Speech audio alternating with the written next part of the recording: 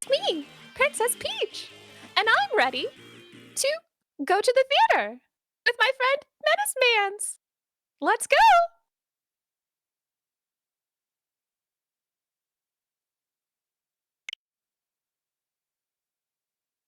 Oh, hello. We're doing Princess Peach Showtime. We have like a little cutscene here in the beginning that we get to enjoy. Um, so I guess we could let that play, right? We could look at that. Princess Peach, she's out with her toads, So cute! and It's got Toad! Hi everyone, welcome to Prevent-A-Thon 4! yeah, they're advertising for us to come see the show. I mean, if anyone can translate, I'd appreciate it. We are playing this game in Japanese. This is only my second time playing this game in Japanese, because I only recently realized that I think language does matter in this speedrun. Just by doing some comparisons within the community. I've only been playing English this whole time, but I think it'll make it more fun because I can explain to you guys the plot of what's going on instead of you reading it on the screen. So that'll be fun. So time is going to start when we click out of this dialogue with Toad here. So he's basically saying, go look around the theater while I get the tickets. So once we shut him up here, then we're gonna start time. 3, 2, 1, and go.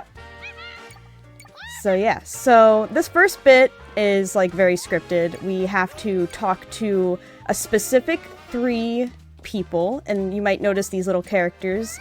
These guys are called Theets because we're in a theater, so that makes sense.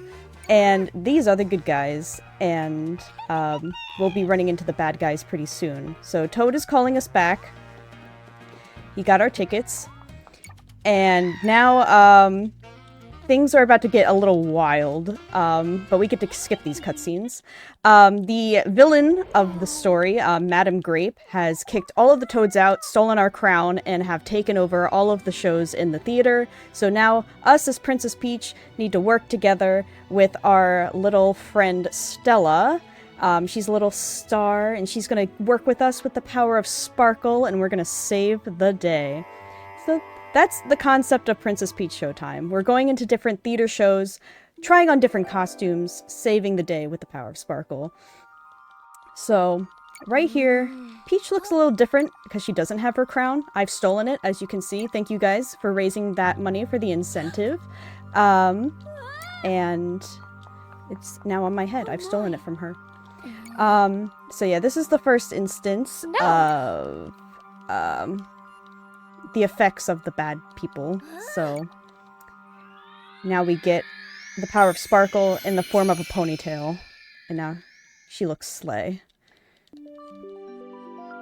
Yeah, I gotta check her out for a second. She's so do a little hair flip.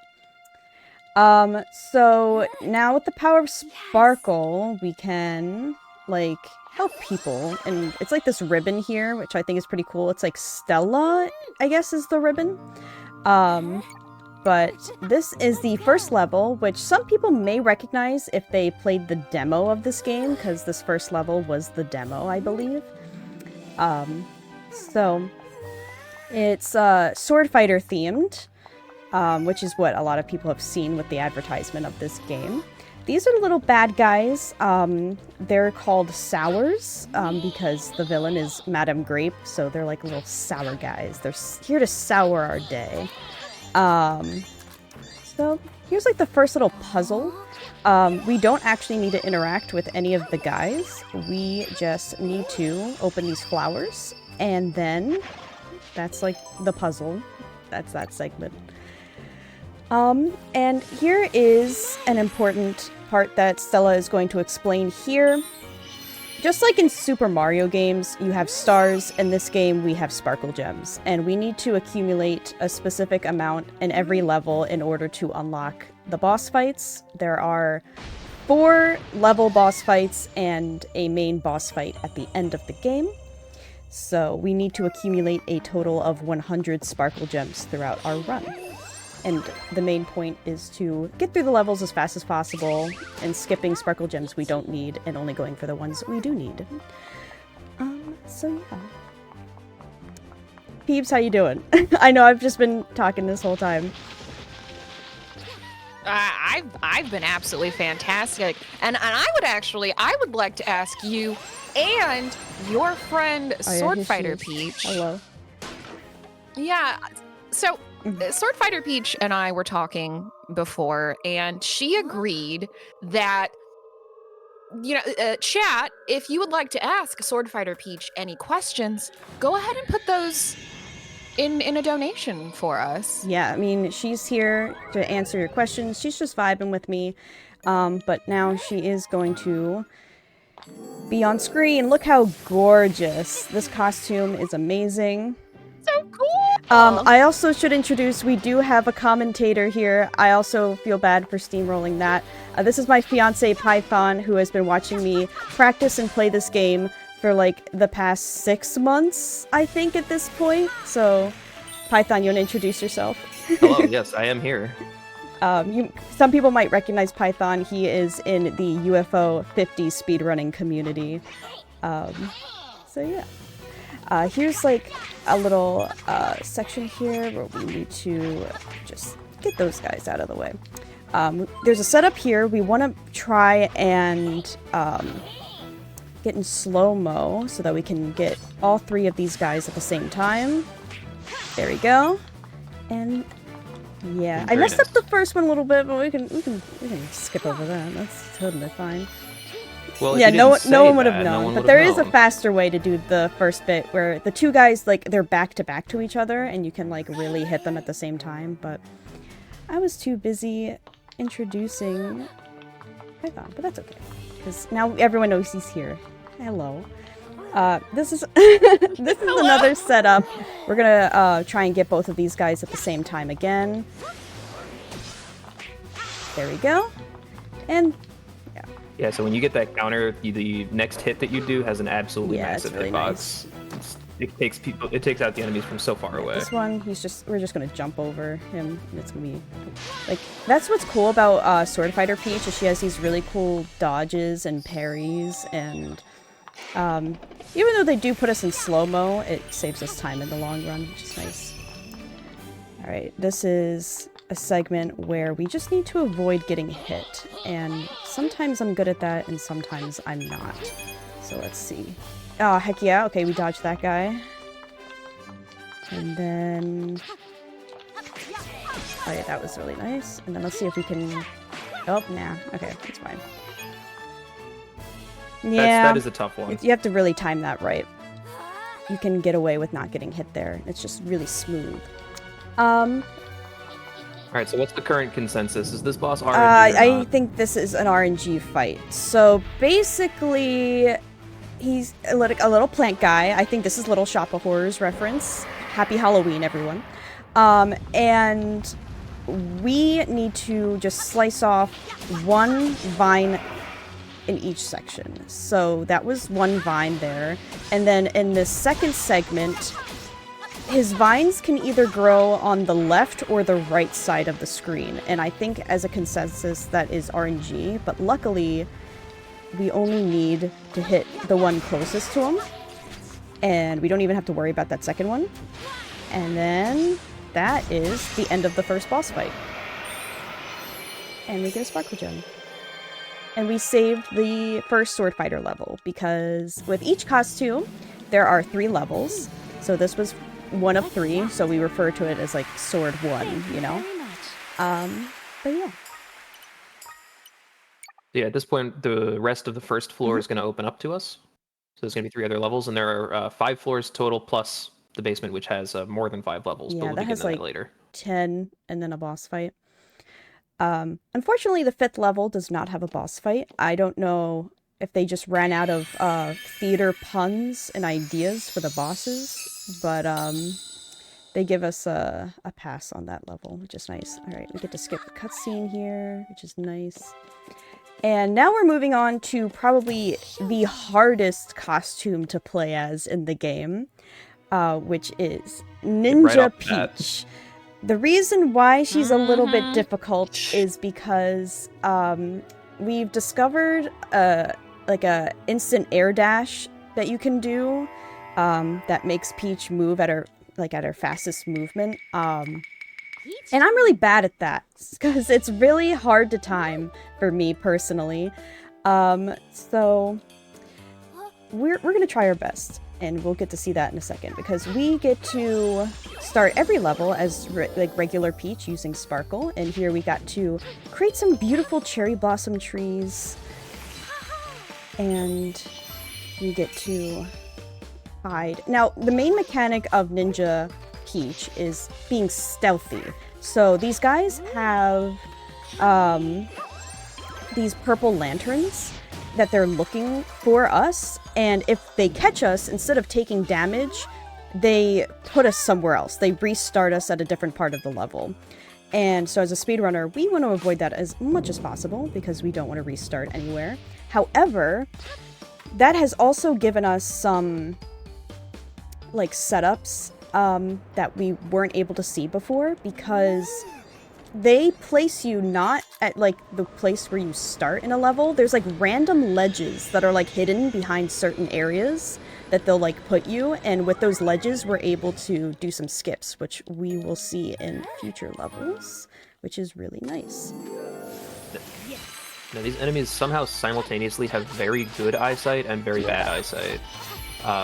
You can kind of skate by right in front of them sometimes, and then additionally sometimes they'll see you when you're nowhere near their line of sight whatsoever. So yeah, here's like our dashes. Alright, I'm gonna come up here, skip over that. And this is a nice little skip here, hitting, oops, and I messed it up.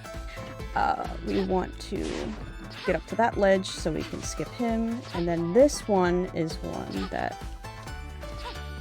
there we go, we skip all those other guys so we don't get caught, and then I'm gonna try this. So that, I was practicing this one last night. That tree was one of those ledges where you will spawn if you get caught. Yeah. So if it looked like she was standing on nothing, that's kind of because she was. And so, here, little guy, he was trapped and now we freed him, and he's saying that he's getting away with the magic scroll. So now we have to chase after this ninja and get the magic scroll back, and we're going to be seeing a lot of the dashing here. So there's videos. Yeah, this section feels like it was like intended to be an auto scroller, but because you can move fast with the low air dashes, it's not so much an auto scroller. It's actually very dependent on how good you are at this specific tag. And I would say I'm mid at best.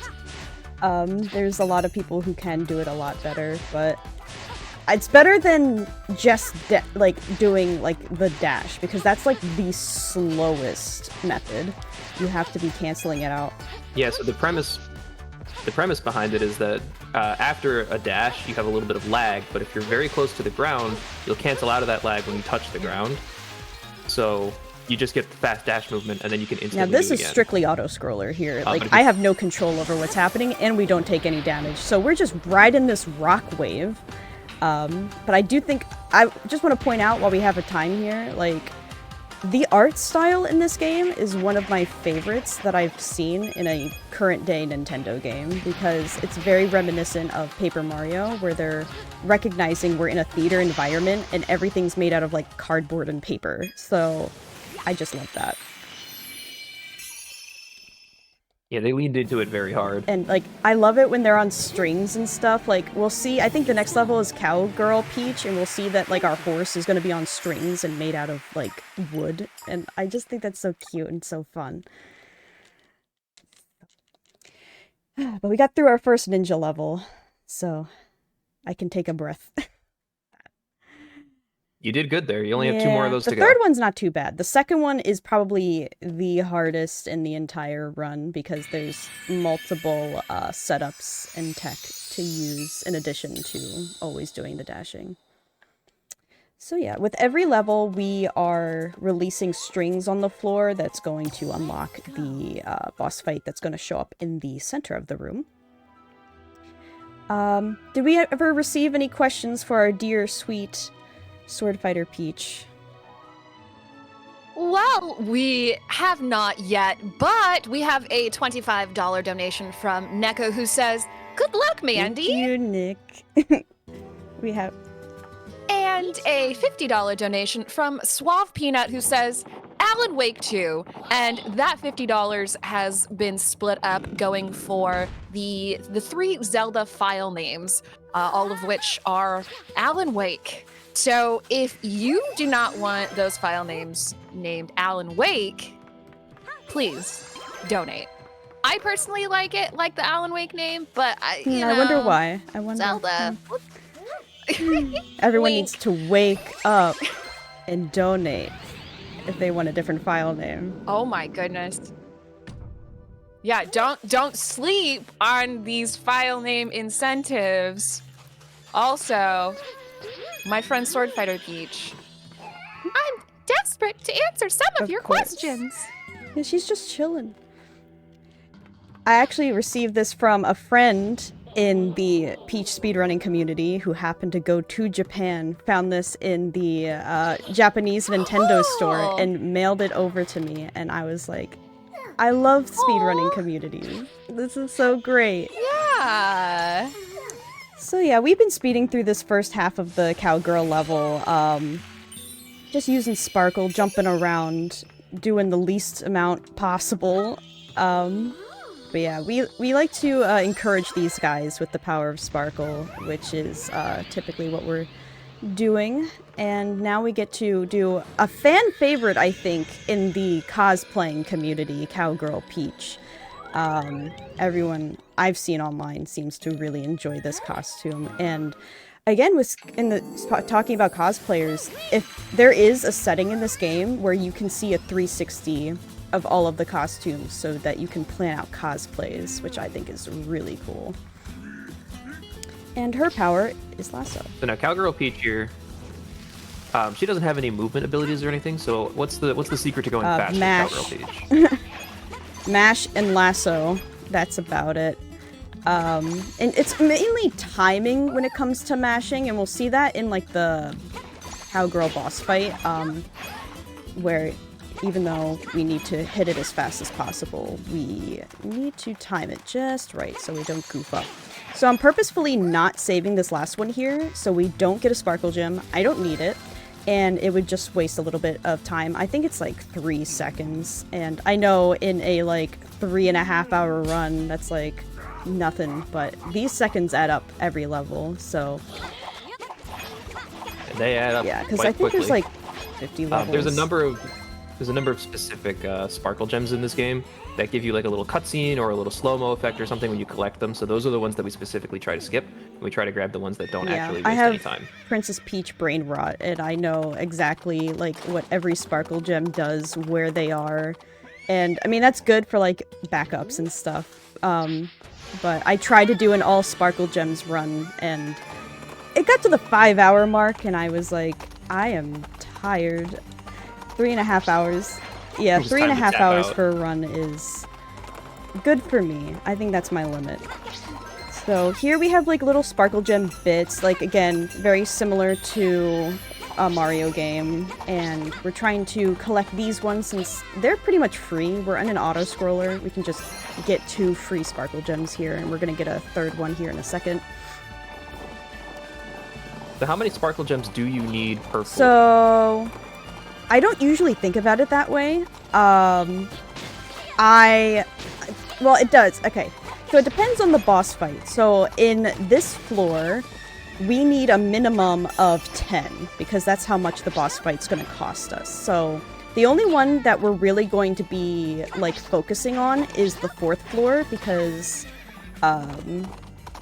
there's not enough levels in between where it's going to be like really easy. Like we'll have way over 10 by the time we finish this floor, but the 4th floor is 25, so we have to really have some Sparkle Gem management there and make sure that we have enough. Usually I have about 26, and that's not even really going out of my way, so that's always good. All right, this is the part I need to focus Yeah, on. Yeah. We have a little bit of a quick kill on this guy. He shoots out these barrels in between his bullets, and if you're really quick, you can quickly lasso the barrel and throw it before he's able to fire his next shot. So that's what we're going to be going for. You can do that 3 times to him here. If Mandz misses the timing, he will shoot the barrel yeah, like and that. break it. So this can be a little dicey. Very easy to lose time here. The timing is very Yeah, specific. we try to keep him, like, I'm trying not to move around too much and try to keep him in this wall so that he's not taking up time with his, like, charging.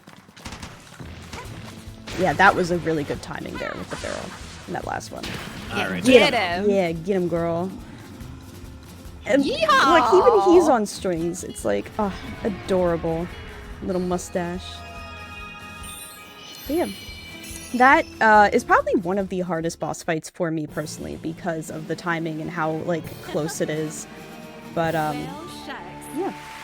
That was, Cowgirl Peach. And let me know in the comments, do you hear whale sharks or well shucks at the end of all of the Cowgirl levels? Because that's whale sharks. Whale sharks. And I think Peebs mentioned earlier about Patissiere Baker Peach. I think that's what we have next. Yippee! It's I'm Yeah, hungry. yum yum yum.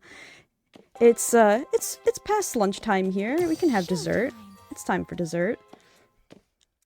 And her power is make cookies and decorate cakes. And what's fun about this level in particular is because this is kind of the tutorial level for Baker Peach, they're very lenient with what they consider done.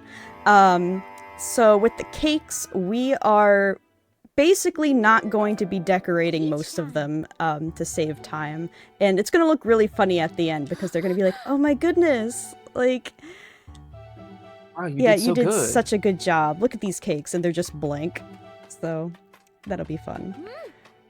So here we want to set ourselves up right in a spot, because the cutscene's going to play, and they're going to snatch us there anyway, so... Here we are, and... We're waiting for the festival. That's the theme of this. It's like, oh, there's like a baking festival, and when is it going to start? And these evil fellows, they've taken over. And we need to gather up the cakes and cookies for the festival. Look at them. They're taking them. They're taking all the cakes and the cookies. No. The cakes, not the cookies. And yeah, we're just going to cheer these guys up a little bit. And something that we learned in the community kind of early on is that you have to stand close enough so that their dialogue bubbles are shown, because they will not continue their conversation unless they know you're listening. So you can't head to this farming area too quickly, because they won't open the gate for you if they know you're ignoring them, which I guess is valid. Like, they want to be heard. I get it. Yeah. I mean, I wouldn't continue talking to someone if I could tell they weren't that's so listening. true. Speaking of ignoring, though, we do have a $50 donation from Faye, who says, "Mandz, you must inform the Theater Kid community whether or not you are our champion. We await your instruction." I am, like, that's, yeah, we have firmly decided that Princess Peach is a secret theater kid all this time. She is our queen, and as a fellow theater kid myself, I was very happy when I saw this game, because it's like, it's Peach, it's theater, the drama. It's Peach. It's cute costumes. So cute. I am so happy. I hope they make more of these, because the time between the two Peach games was way too long. We need a Peach game like every couple years. Amen. So this is the cookie baking portion. We are going to be doing something kind of specific here, because there are actually different levels of how many cookies you can make. So if you do it like I just did, you only make 4, but if you get it to rainbow, you make double the amount. And we have this meter in the background. We basically want to fill the blue meter, and then also get those 3 little badges on top. And in order to get those, we need to bake alongside the little guys that just appeared there, but that's okay. They're gonna come back. They really want you to know that you can bake with them and you make even more cookies. The one thing we don't want to do is fill up the narrow bar, because that'll give us a third sparkle gem, and like Python was saying earlier, it'll put us in like a celebratory cutscene that we don't really want. So, and this timer, like, we can't outrun the timer. Like, even if we finish everything before the timer runs out, it's still gonna keep going. And then this will be our last set. And now we just wait. Like I said, the timer is just gonna keep going, and it's gonna want us to be standing in like this spot for when they announce the results. Look at them dancing in the background though. They're so happy. Yippee! Oh, I nailed that. That was really close to where they wanted me to be. So yeah, we get 2 there. We don't need to get the 3rd one. And she said, bon appetit. Bone apple teeth. Bone apple teeth. So yeah, the next portion is going to be the cakes, which, like I said, is going to be really funny looking. Because you can... They encourage you to beat the timer on this one. So we are going to try and do this as fast as possible without messing up. The way we're going to do it is, I think there's 5 cakes, and we just need to messily decorate 3 of them, and then skip the other 2 entirely. Yeah, there's 5. Okay, so that is the game plan. And we already figured out, like, which ones are the most optimal to skip, and, like, you know, the more complicated ones just skip, the more simple ones just decorate as fast as possible. So, like, this one's, like, 3 lines, so we'll do, like, 2 lines out of the 3. They took it. I think in this level, it's based off of the amount of dollops you're putting on the cake and of what they will accept. So, I don't think anyone's actually gone ahead and like calculated exactly for each one, but it's just, we eyeball it, and I'm gonna play it safe on them just because I don't want to lose time having to restart the cake. I'm not gonna lie, I don't think Peach would survive on the Great British Baking Show. Not good. And then these ones, too complicated. Don't want to do. My best time here is with, like, I think 81 seconds on the clock, but I've seen it with someone having, like, 86 seconds left on the clock, so you can finish this really quick. Yeah, she's not happy. But it's okay, because we got the rainbow bar in the background, so that means we did good. Hooray! Now, this level's incredibly forgiving, apparently, as you can see here. The second level with this costume is that's not. probably, again, like, probably that very top soon. 5 hardest levels in the game. Even casually, I struggled with it. And a lot of people, I think a lot of people did. Yeah. But it's Halloween themed, so that'll be fun when we get to it. There's a lot of cool, like, spooky levels for Halloween that we'll run into today, so that'll be fun. And This is my favorite part of the level, where you can see all the cakes that we totally decorated. And they look so perfect. They look so perfect, I'm so hungry! it looks so good. I think I've seen people try to recreate these cookies, like, in real life, and they look amazing. Wow, those cakes look great. You did such a good job. You did such an amazing goodness. job on them. Wow. Wink. Wink. Now, are the cakes huge, or are we tiny? Because you saw the piping bag. Yeah, that's like the size of Peach. What's the consensus there? I think the cakes are huge. Because it's theatrical. And It's dramatic. like Gulliver's Travels. Yeah. I think it'd be funnier if she was tiny and she was cooking like Ratatouille. Peach as Ratatouille, coming to a theater near you. Peach is ready. Peacha Peach-a-tooie. I don't know. Alright, so this is our first, like, boss battle. Probably my least favorite, which I'm happy we're getting out of the way first. Just because the third phase is hard for no reason, especially for being the first boss fight. And yeah, this may look a little stuttery. That is on purpose. All of the loading screens in this game are they stutter really hard. So don't adjust your screens. It is the game.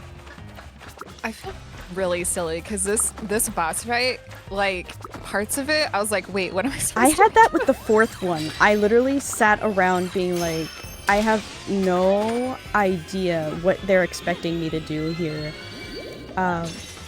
Me too, Yeah, we were both it wasn't staring at it. intuitive, that one, but now I can finish it like really quickly, and I'm like, I was so stupid back then. But yeah, this is Disco Wing. He is a disco ball bird, and he drops little disco ball eggs that contain little birds inside, and we shoot them back at him. And that is the concept here, and now we're upside down. I think we're in Mario Galaxy now. Boss is like entirely on rails. Yeah. There's some things you can do to get a couple extra hits in. An unfortunate mechanic in this game is that if you hit a boss with like 2 projectiles at the same time, it will only count as 1 hit. Yeah. So you kind of have to stagger your hits in order for That's them what to makes actually this count. third segment hard, because he decides to put 2 eggs right next to each other, and if you hit them both at the same time, it only counts as 1. So we need to set ourselves up correctly. And that is the name of the game. So we want to start out being over here on the left. He is going to drop 3 eggs at the same time. We're going to sparkle all of them away, and then we got to rush over to the right and hit the final shots. So there's the 2, and then we're gonna hit 1, and then 2, and it barely hits, and then we're good. And that's the end of the first boss fight. Nice job. Perfect. Thank you, thank you.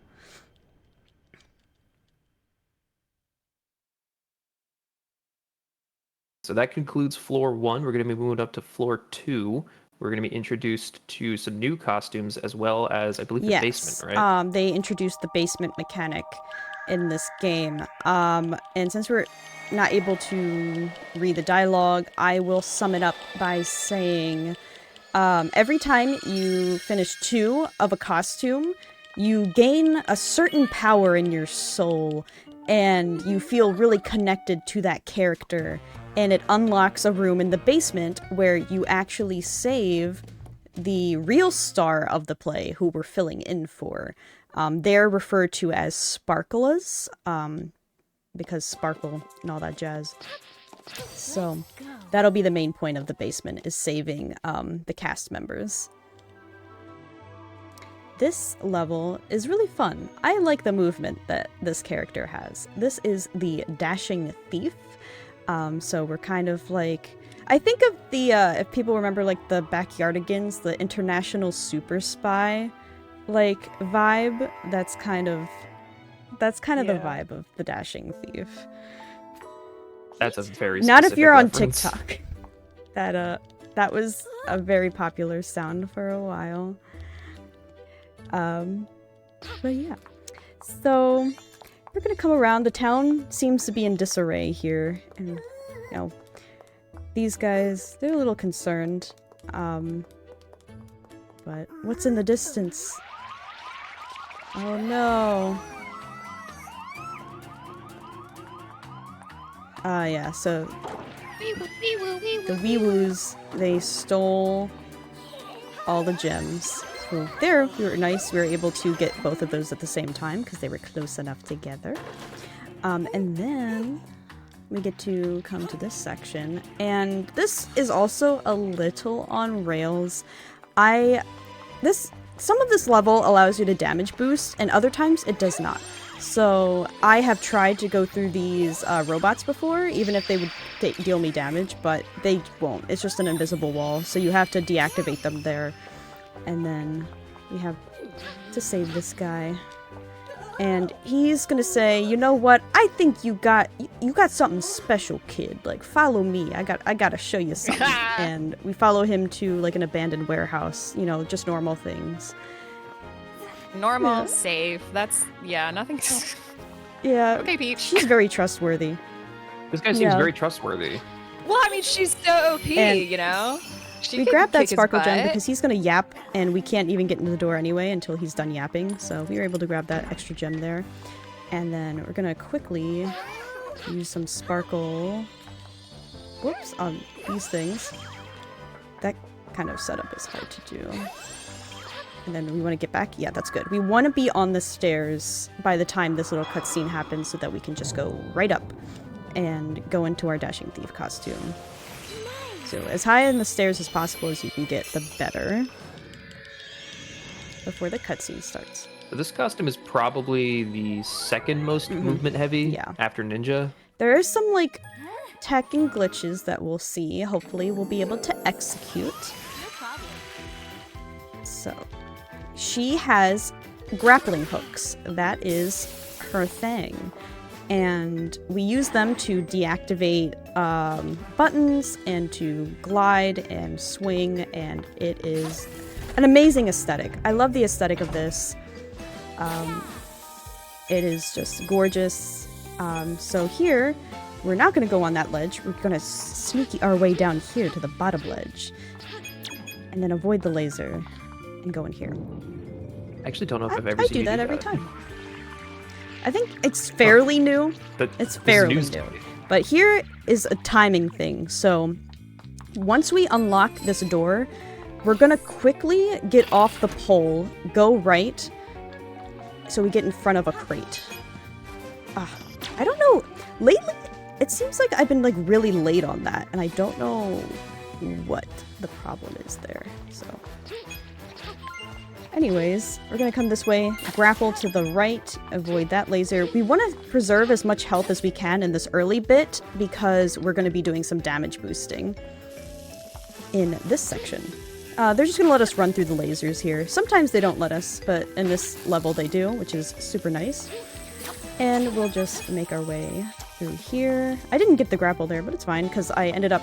What's cool is the grapple actually does allow you to do some canceling, which we'll either do... Yeah, we were able to do there. Sometimes the grapple will actually glitch through the floor there, and you can just do it all in one swing, like deactivate and swing down, because it's just glitching through the floor. But we didn't manage to do that there. Here's one other thing. So there's a way to skip a cycle here. If we can damage boost the right way through these. There we go. That was beautiful. So normally you have to like get up top, you have to wait for the platforms to cycle, it takes a while, but if you can control which way you get, you know, sent after taking damage, you can get sent to the right over the wall. Yeah, skip all that's that. Why we preserve our health so much, because the second half of the level is a lot of damage boosting. But then they give us 3 hearts here, and so we don't have to worry about dying for the rest of the level. The rest of the level is more like auto-scroller-y anyway, once we get out of this section. We got a glider for everyone who loves gliders in games. Yippee! Is it really a game that came out in the 2020s so that doesn't true, have a glider? bestie. And that was really clean. Very nice. Yeah, music, I think the Dashing Thief music might be my favorite in the game. It's very jazzy. I love the jazzy music. I might have a little preference for Skate. The music in Skate's very good. Skater music is also... Yeah, that's really good.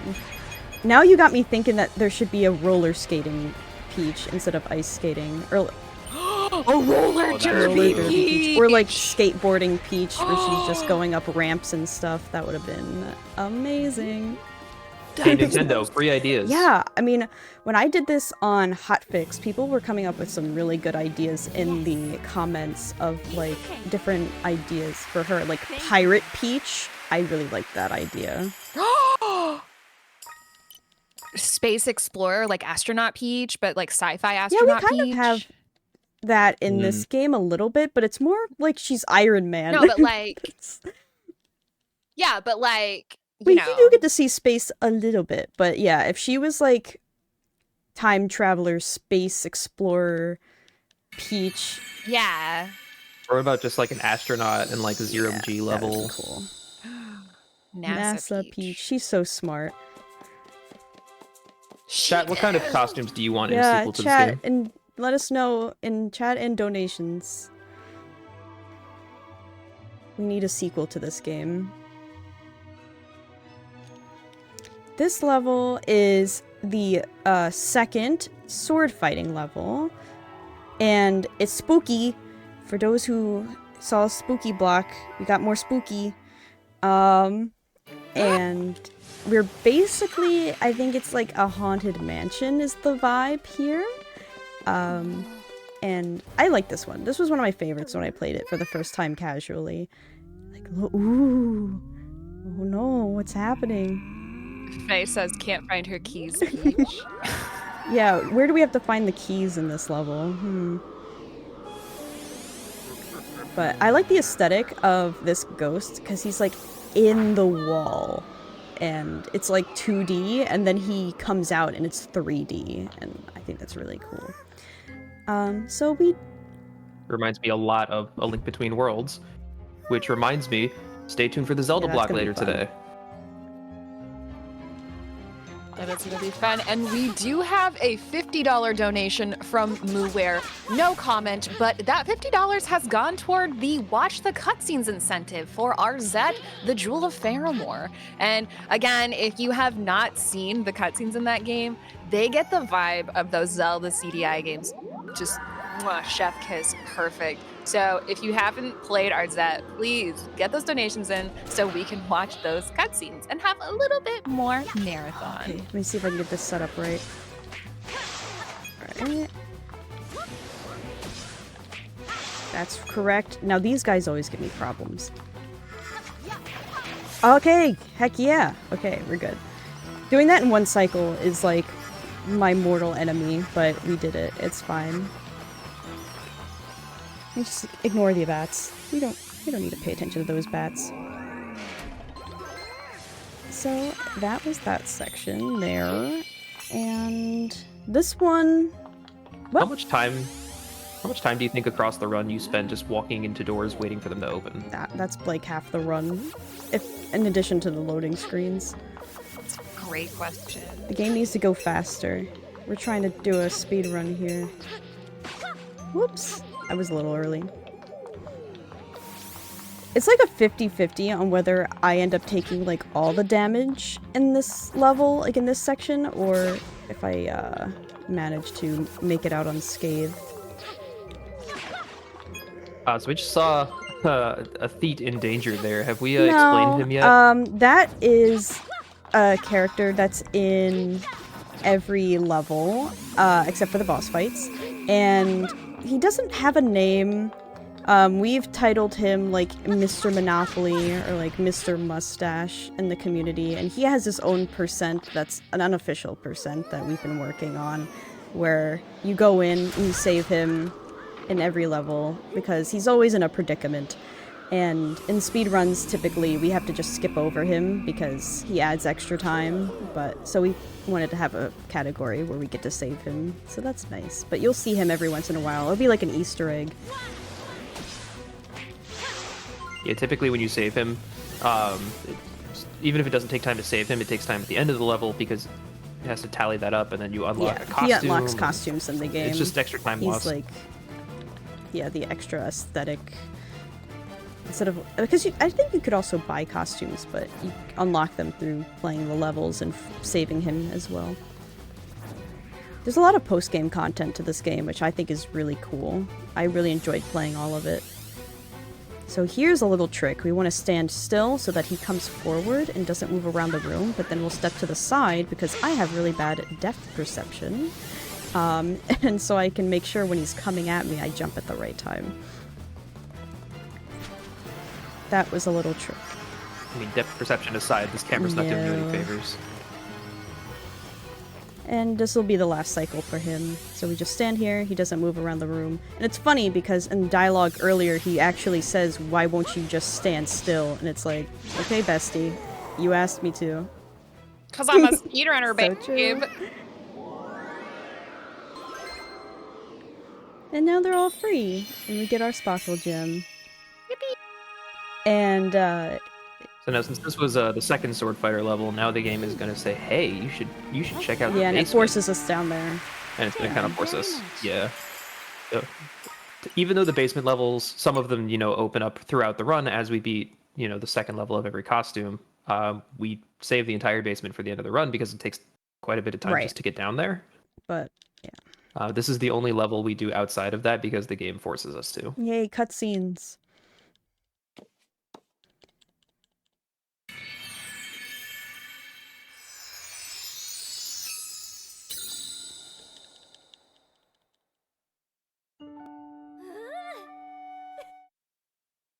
So we get 2 cutscenes we have to skip. We have one where she's telling us what's going on, and then the second one is like we're heading down to the basement. And then it automatically puts us into the level. Because they will have doors just like all of the other levels, but with this one, they're just like, you're in it, have fun, good luck.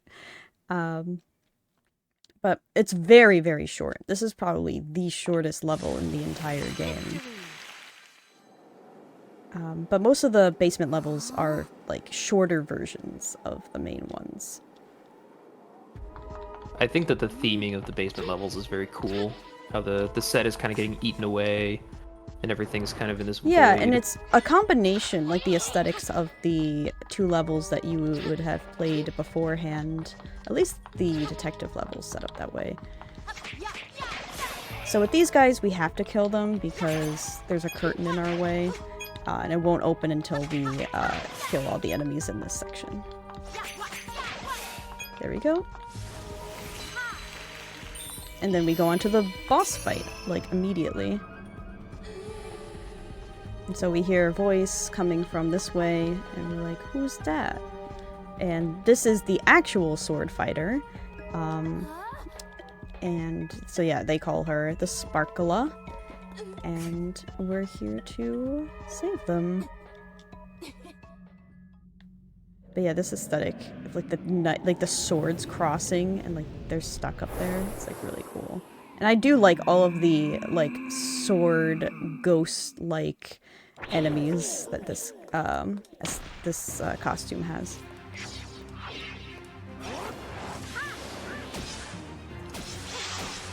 And this is 3 phases as well, so that was phase 1 already done. This guy kind of forces you to use the dodge counterattack mechanic that we've seen before. If you try to hit him, otherwise it's just going to reset his attack cycles and waste a lot of time. But yeah, his attacks are all predetermined. There's no RNG to this. He just does a fixed cycle of attacks, and if you miss the hit, then he'll just do it again. This one, he's going to come at us from 3 different directions. So first he's going to come this way, and then we'll avoid it, and then he's going to come at me the other way, and then he's going to psych us out, but he's actually going to come from this way.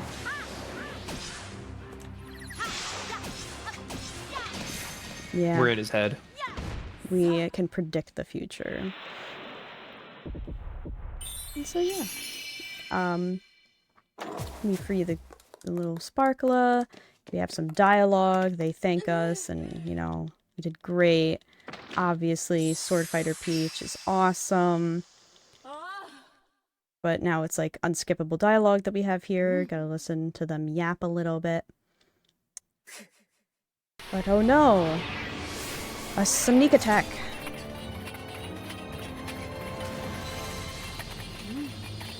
And then we have to come in and help out here.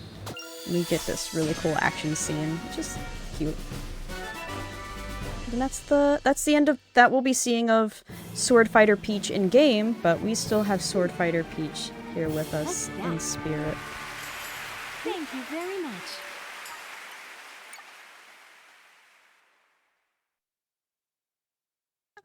But yeah, now we have to make our trek up back to the 2nd floor. They don't give you the elevator until you finish the game. How rude. Very rude. Get your cardio in, Peach. It's so many floors. Boy, do these stairs take a long time. Because you have to load each floor. But at least we get some crunchy shoe sounds because she's wearing heels, and that's always fun. Heel ASMR. So we go back up, and because we already did both levels on the left, we are going to go up on the right because it does matter which direction you come up in.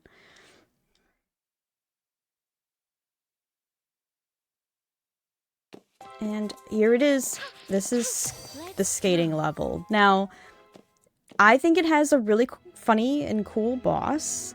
He's really interesting. But the downside to this level and the second one is that this is like the only time RNG comes into play in this whole run. Because there's ice physics. And, it can make things a little bit complicated, but that's only for the boss fight. Yeah, this is kind of the run killer. If the boss gives you like a 3 or even a 4 cycle, that can just eat up, you know, a full minute. Yeah, I've lost a lot of runs, and especially because like you come all this way, it's like an hour into the run, and you're like, okay, everything's going great, and then he just comes in and, like, ruins it. And it's like, man. But you want to keep going. Sometimes you hope, like, maybe the second skating level, like, you'll make a comeback. But not always. But otherwise, everything's pretty much on rails. Like, we'll be doing, like, a skating routine, which is the same every time. And the music, like Python said earlier, like there's some really good music in this level once we get past like the holiday-esque winter wonderland type of music. There's like, when we're in like the chase sequences, like there's really cool music.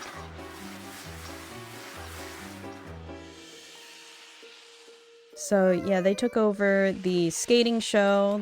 All the skaters are really disappointed and they're like, oh, what do we do? And then we hear some panic going on. We have to run over this way to get our costume. Here is another one of those things where we don't have to deal with the enemies, we just have to sparkle the snow because that's where they're trapped. And then the enemies just run off.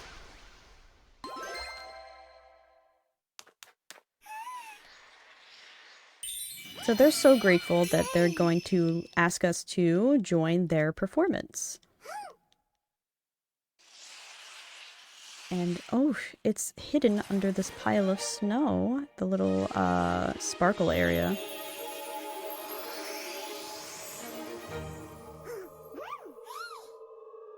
I also really like this costume. I think she's very gorgeous.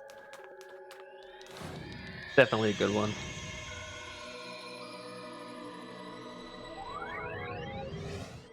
I feel bad that we always have to skip the animation sequences because it is very pretty.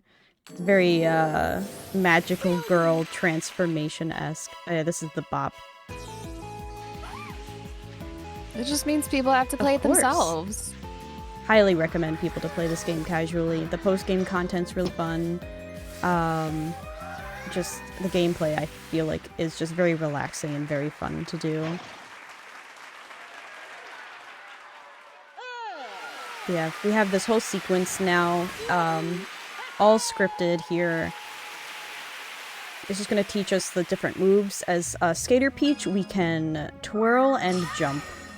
Those are the two abilities we have. So these little, like, neon green shapes are going to be jump, and the snowflakes are twirl.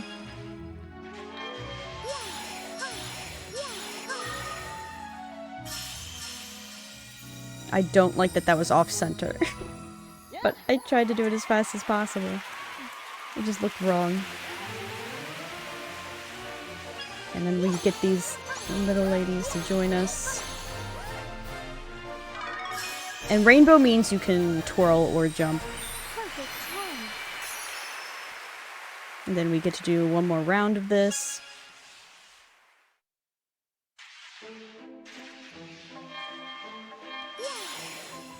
I have yet to fully memorize the placement.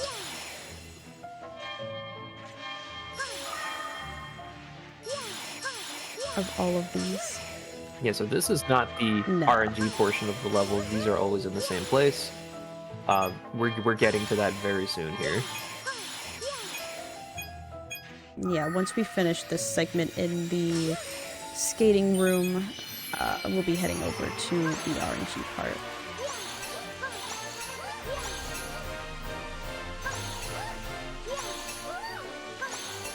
So everybody, get your donations in for those RNG blessings for our dear Princess Peach. Like Python pointed out earlier, Please. it's if we get more than like a 3 cycle, it's like a really sad run.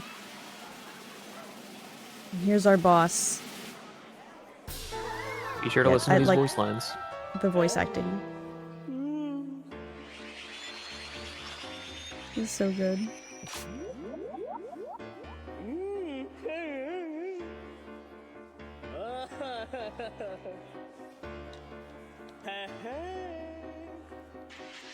So he's hypnotized all the other skaters, and he's going to weaponize them against us here.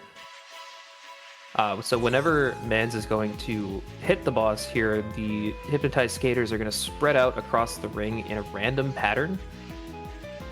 And she has to run around the ring and collect them as quickly as possible. So their pattern matters a lot because he's going to also be trying to collect them. So you want to be able to collect as many as you can before he gets to them. But if they, if they're too spread out or if they're really close to him, that's going to be really difficult. Because he isn't like knocked down for very long, so you don't have a ton of time. And so you really have to think quick on your feet in this segment. That's like the most important thing here, is being able to visualize and think very quickly. It is possible to one-cycle this boss. It has been done. I don't know if it's ever been done in like a real full-length run, though. I don't know. But 2 cycles best. 1 cycle is like godly. 3 cycle is like meh. 4 is like runs dead. Yeah, I'm gonna have to risk that one being like a sacrifice. Oh, there's one more in the corner. Okay, so he has 2. So this can go... This is looking good for a 2 it can go one of 2 ways. They can either end up in the same area and it'll be a 2 cycle, or they'll spread out in 2 different areas of the rink and it'll be a 3.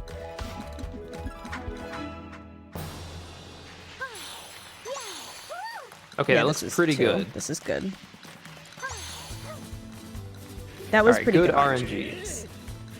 And then we put him in a circle. It's like that SpongeBob episode where you have to... It's the circle. And like, I can't remember. The bear, remember? The sea bear, and they put him in a circle. It's the same thing, kind of. That's an oval. It has to be a circle. I think Peach, she knows her shapes. I trust. The circle goes in. Wait, the circle goes in? That's right! The square hole! Oh, Peach. So what's left? I think Mermaid Peach is next. Which, she is just like any other Disney princess and controls animals with her singing voice. Oh no, it's Detective! That Mermaid's later. Detective, if anyone wants to play this game casually, I recommend not watching any of the detective levels, because it's all about talking and figuring out clues, and it's the same every time. So it's all fixed. Yeah, it never changes. It's not very replayable. So if you want to have that experience of like talking to the characters and figuring things out, I recommend not watching this portion. Close your eyes. But still donate. Go to the donation page. Open that tab up instead. Yes! Yes, exactly! Type exclamation mark donate and put in a donation and tie it to the watch the cutscenes incentive for our Zet. We got the bad guys out of the way. And then the plot of Detective 1 is that something mysterious is going on in the museum. The police are there, they're not letting anybody in, even this little junior detective. And, you know, it makes him really frustrated, he gets really sad. And so we have to step in place of the regular detective and figure out what's going on inside that museum. So they turn him away, but we're here to save the day. And again, we're gonna follow someone into a house that we've never been to before. Highly do not recommend. And we'll come right on over here. And again, this is like a puzzle, so you see the images on the wall and hit the books in that order.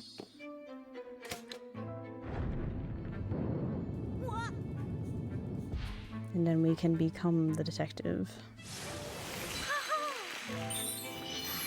In a world where Peach becomes the detective. Very Sherlock Holmes themed. And that was actually one of my favorite animation sequences because it like flipped around the set so that we were like looking into like this library instead. And it's gonna like, I think, flip it back too when we go back to the other room. Like, oh, that's so cool. Like spins around.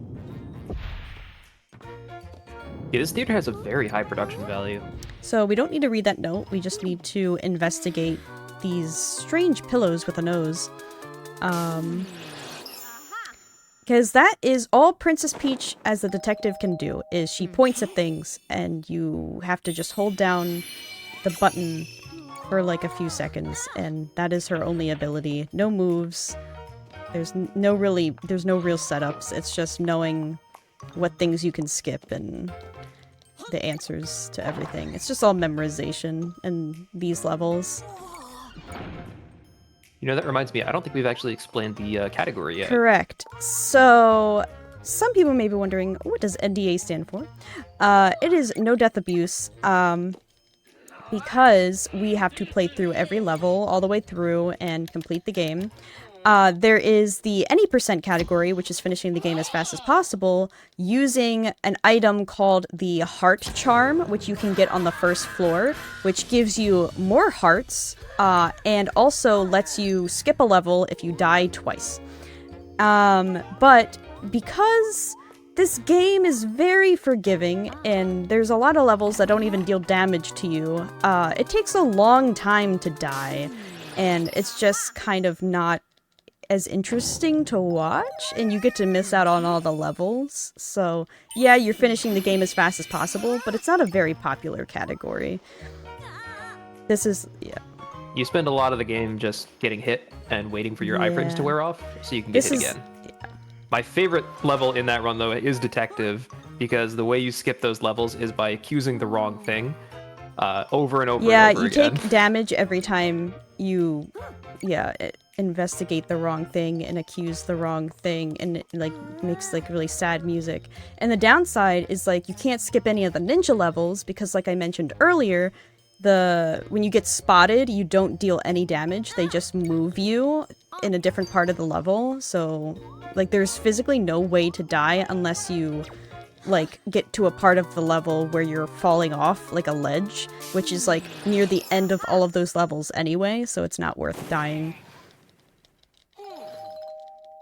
And then we have these very long sequences here where they're going to escort the bad guys away, but we have to just watch them walk away in shame. Just, okay. They really don't take their They're very time. sad.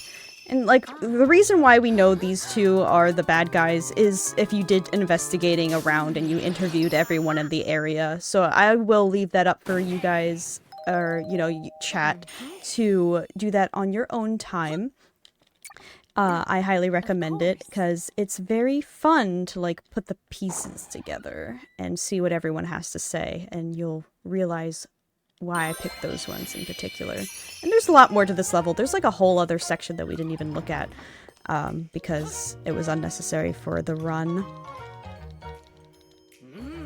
Speaking of unnecessary for the run, how long did we do this room before you realized you didn't have to? So, if you were to play this normally, you would ask around and you would figure out that someone wants a window open because they are like warm or whatever. So you would go and you open a window, and when the window is open, a breeze comes through and you realize that this wall is actually a curtain because it moves.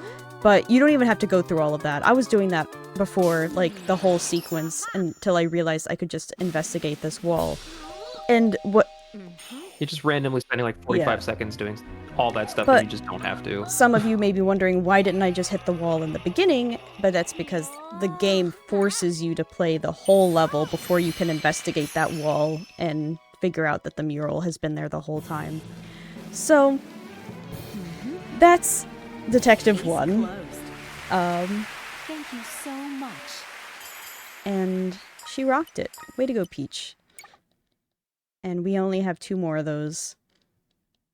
But now we get to a really, really fun floor boss. Which, the main point of this one is just go fast, which is great for a speedrun. You're telling me in a speedrun, We gotta go go fast. fast. But it's not Sonic the Hedgehog. This is Princess Peach. But we still go fast. She could be Sonic. Amazing. She's Peach in a she Sonic could be. costume. Sonic costume? Costume. Somewhere out there is a picture of that. If anyone out there is watching is artistically inclined and wants to make something really cursed. I don't know. I think she would look cute as Sonic. Halloween costume. I think she'd look that really would be so cute. fun. Is like the Sonic characters dressed up as Mario characters and like vice versa for Halloween. Well, Pakal did suggest that maybe Peach should dress up as other Yeah, Nintendo that would be really fun. characters. Peach's Wario win. Alright, so there we actually had to hesitate because what this guy does is when he sees us with his lights, he turns back time and does a similar thing as the ninja enemies and like moves us like to like a earlier part of the level. And we also take damage, so we don't want that. So there's certain paths we want to take and go as fast as possible to avoid being caught, but also go through as fast as possible. So we're going to go up here. But it does give us a little bit of leeway here. He does have a cooldown. So we want to be hitting those pink things to deal damage. From a speedrunning perspective, this boss fight is yeah. very cool. There's a lot of ways you can, manipulate his I don't know, spotlight, whatever you want to call it. Yeah, this is Light Fang, so I guess he's technically kind of like a spotlight, but we have an enemy later called Spot Lion, and we got some feedback from like people who work in the theater tech crew industry and said that this is actually a spotlight and Spot Lion is not a spotlight. They're like a different kind of stage light, so Nintendo needed to do their research. Well, we already established that they were really running out of theater puns. That's why there's no like fifth floor 2 boss. lights. I didn't even need to do that, but I did it anyway. Just I'm gonna hide behind this wall. A little off script, but we still made it. Yeah, with that like other one, that other little pink thing, I typically don't hit that. I think I just saw pink and hit because I wasn't paying attention. But you use the like fake walls that like crumble apart to kind of use that as shielding and to make it to like the big pink thing, because the little one only like disables him for a little bit, so they're not worth hitting. You rather want to get to the big ones. Yeah, it's not too hard, even if he sees you, to just quickly get behind a wall. And there's a pretty consistent route through that level. This ain't a PB. I'm here to have fun and raise money for charity. So here we're gonna do a little bit something spicy. We're gonna go up the right side this time. Because if you've noticed, when we open the boss rooms on each floor, we end up on the left side of the door. So we want to end up on the left side of the room so that we're not having to, like, have them move us, and that takes time for them to, like, position us where we need to be for the cutscene. This is the level I was talking about before with the... This is Baker 2, which is, again, one of the hardest levels, specifically... Casually, I think this is probably the hardest if you don't know level. what you're doing, this is super hard. And it's only the cookie baking portion. Everything else is fine. But again, with like the cakes, we won't be able to make a mess like we did last time. We actually have to complete some of the cakes and then skip. We can only skip 2 of them. And like I said, those are already predetermined. I know which ones we have to skip, which ones we have to do. So, let's run and do some caking. Because it's not baking. The cake's already baked. We're just cake decorating. So yeah, the whole thing here is they're zombies. This is a Halloween-themed level. Happy Halloween, everyone. It's Halloween. I hope everyone has costumes and are super excited. And that's why I fell in love with this level at first, and then I realized how hard it was, and I was like, oh no. Oops. That's weird. It's a straight line. I should register it. And then we... It can be pretty finicky of what it actually considers to be, you know, the magic pattern. Sometimes something feels like it should be close enough, but the game says no. I'm trying not to push my luck with when I'm saying I'm complete because of situations like that where it just might not trigger in time. Yeah, so if you call the cake done, but it doesn't actually register as done, the zombie feats will run out, and that will happen, which you don't want to happen on ones that you were anticipating you were going to be successful on. Alright, and then this one... we can miss out on the last 2. That was a pretty good one. Usually it looks kind of wonky. Yeah. Yeah! Come on, you're supposed to make it look funny. I'm here to go fast. We can be funny later. But they like the cakes. Even though I screwed up 2 of them on purpose, they seem to like it anyway. But now I must prepare myself for the mentally taxing cookie level. Yeah, so if you've ever played like Diner Dash, it's kind of like that. The zombie feats will be demanding cookies at a very rapid pace. Yeah. And if you don't meet that pace, you lose. And you have to restart it. A way, I didn't even have to do that, but that's okay. There is a way to hand out cookies so that you actually have time left over on the clock. And we're trying to do that so that, A, we save time, and then also we're going to get 3 sparkle gems if we don't make any mistakes here. Because the first way you need to do is like fill those little markers up at the top, finish within time, and then also feed all of the zombies. So you have to meet all 3 of those criteria to get 3 sparkle gems. So let's cook. Because yeah, it's a potential that they will break the barrier. Yeah, so you can see they're kind of banging on the gate there. If there's, I think, 4 rows of them, they'll break through the gate. Yeah, they do give you a little bit of leeway. But if you... Yeah, so you have to manage how many feats appear on each side, you know, how far you're willing to let them go. If you do a perfect one like that, you get enough cookies to feed all of them, and they will all go away. So that's what we're going to be trying to do here, is kind of let them build up on one side and then feed them all at once. And the thing is... When you bake with the extra feed chefs here, you get significantly more You can cookies. also spam too much, and... Okay, 5 seconds. That's good. That's good. Ooh, that's You good. can That's spam good. too much, and the cookies will explode in your face. I don't know the science behind that, but that's the other thing you need to manage, is like you want to get it in that sweet spot of it being like rainbow quality, but not spamming hard enough that they're going to explode, and then you have to reset.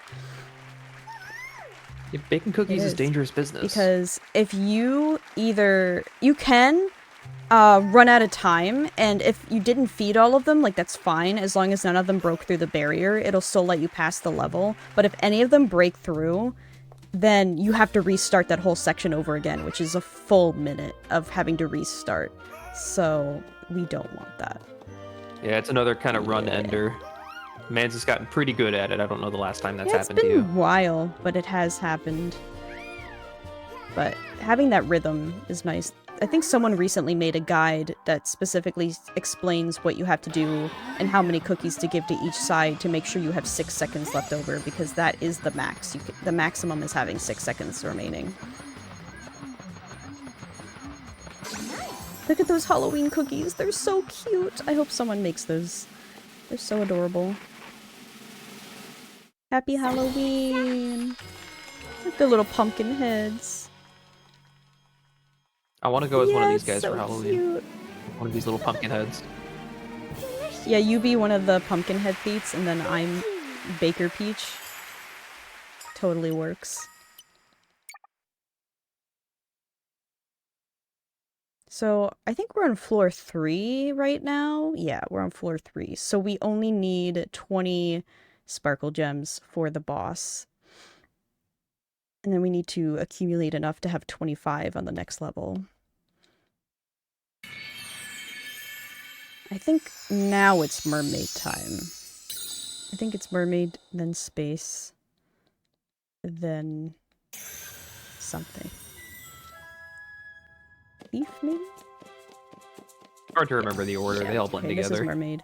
This is mainly kind of auto-scroller-y in the beginning, and then we have some puzzles that are a little finicky. I will say the mechanics of this first mermaid level are so finicky because of, I don't know, they want you to move panels around, and sometimes the fish like get hooked onto something else. It can be a problem. Yeah, I think even casually most people experience how finicky this level can be. Where you have to use the mermaid's singing voice to kind of command fish to like move panels around and things like that, but they're not great listeners. They will a lot of the auto-latch time. onto something and not go in the direction you want to, and that's what can be kind of frustrating. But look at this turtle! Look at this sweet little guy. He is so cute. This is my favorite character in the whole game. Turtle. Turtles look so good. They're made out of wood, and they're just... it's so cute. Look how happy. And the water, look at the water aesthetic. It's so pretty. Just like the art in this game. So much fun. I love fun Nintendo games. Fun and cute and aesthetic Nintendo games are 10 out of 10. And I've only seen a little bit of Echoes of Wisdom, but that seems very aesthetic as well. And we got Zelda and Peach having their games this year, so shout out to the girlies. My Nintendo ticket expired before I could get Echoes of Wisdom, so Oh no. I feel really fragile right now.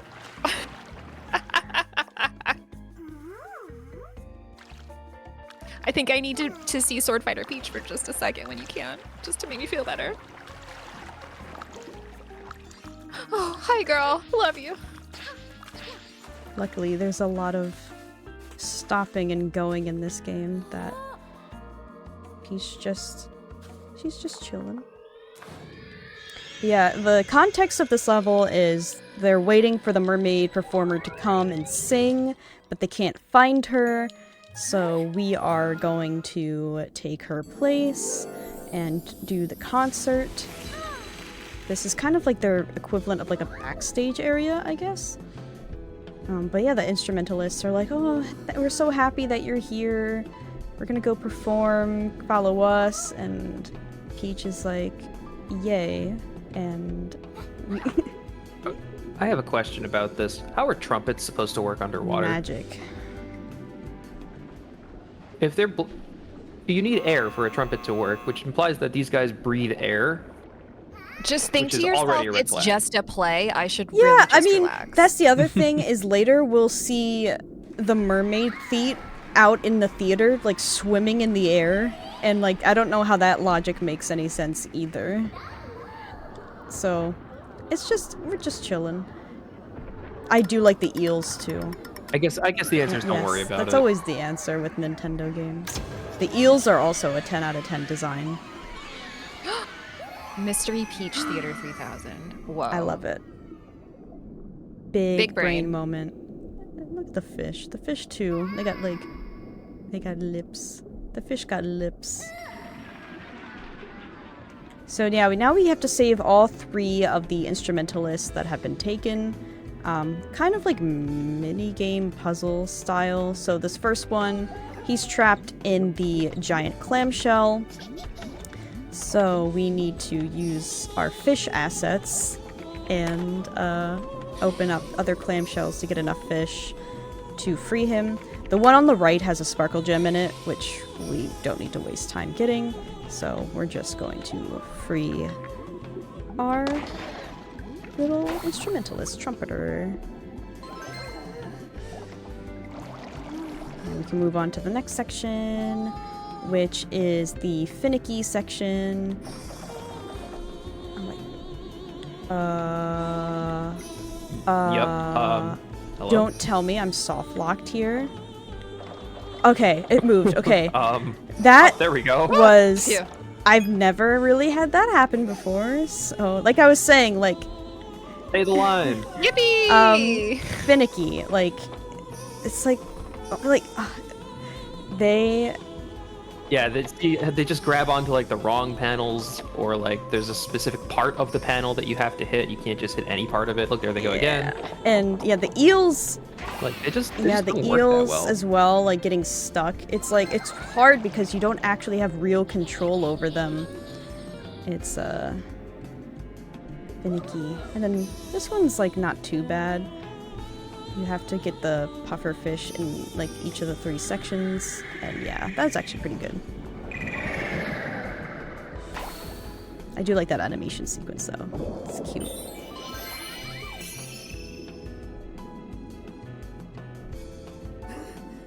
I love when the little bar appears when you pick up a sparkle gem, and it shows you how many you missed. And you're like, how did I miss that? Like, That's where could when I that was have playing been? casually, and now I'm just like, it's ingrained. You walk like 2 feet and somehow you missed one.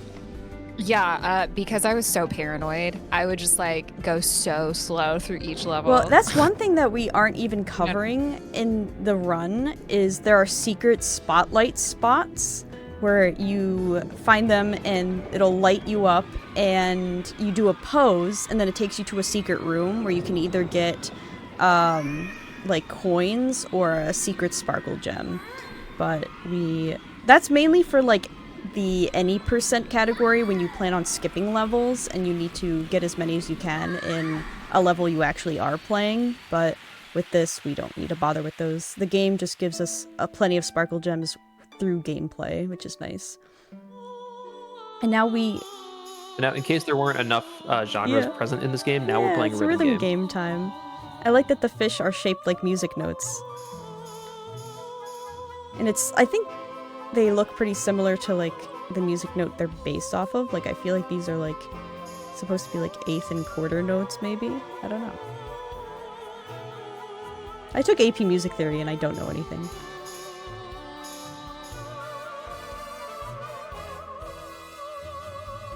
I took AP Spanish. AP was something. Similar. Do you know any Spanish? C. I was whispering.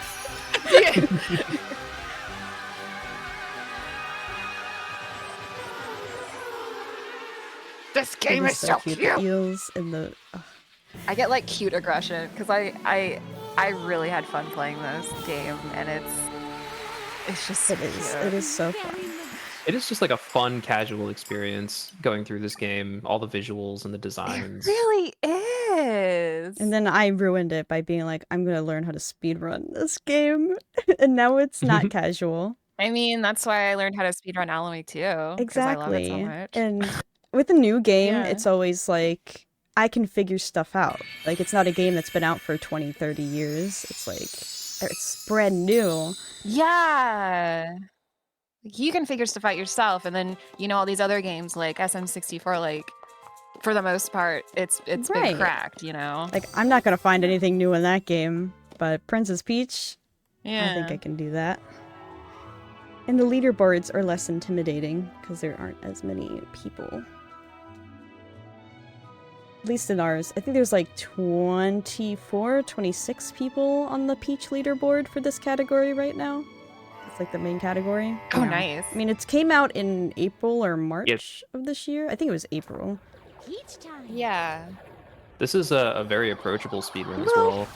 There's nothing it's like 3.5 too crazy difficult hours. about it. It's a lot of memorization. Yeah, that's the thing. It's a pretty chill 3.5 hours Yeah. though, at least. There's not a lot of, like, complicated tricks. And that's something that I appreciated. And stuff that I felt like was really complicated and I would never be able to do because I'm not a huge speedrunner, I was still able to practice it enough, and it's not, like, as big of a hurdle anymore, which is nice. I wonder if I could get this bit. I don't think this does anything.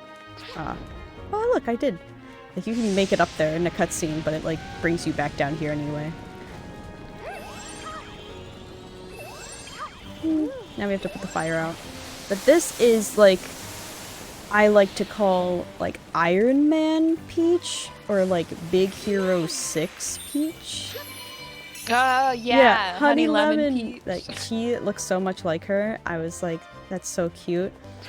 And, yeah, she becomes a superhero. I think this is my It's a favorite really costume cool in the game. costume. And her ability is to lift heavy objects and punch things. And who wouldn't want that?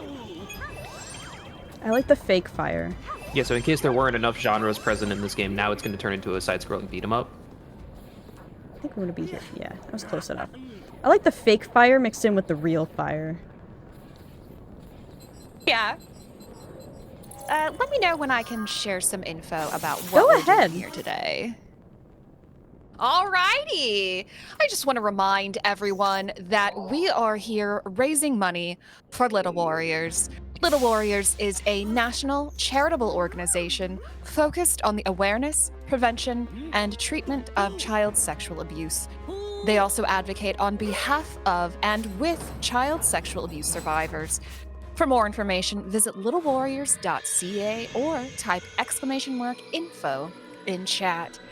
And all of us here at Prevent-A-Thon 4 want to thank you so very much for all of your generous donations. And I want to remind everyone that Little Warriors is a Canada-based charity, so all donations are in CAD.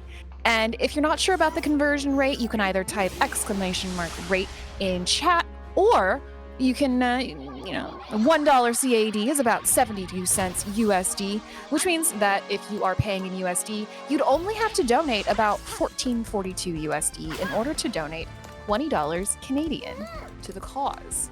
So when you're in the US, your money kind of goes a little farther. So I challenge everyone. Let me do some quick math here, and by math I mean using a currency conversion. Let's do a $5 Canadian donation train. Tell me which peach has been your favorite this time, and that's only about $3. Actually, it's exactly $3.60 USD.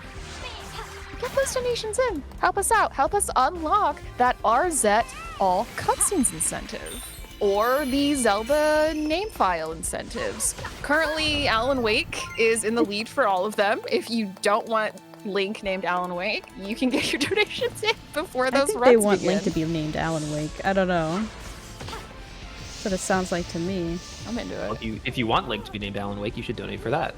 Yeah, if you want Link to be named Alan Wake, Make it a sure thing. you should. And for Link to the Past, it's a 4-character limit, so it's just Alan, but you get it. Alan. I just think of Alan from Smiling Just From. Alan.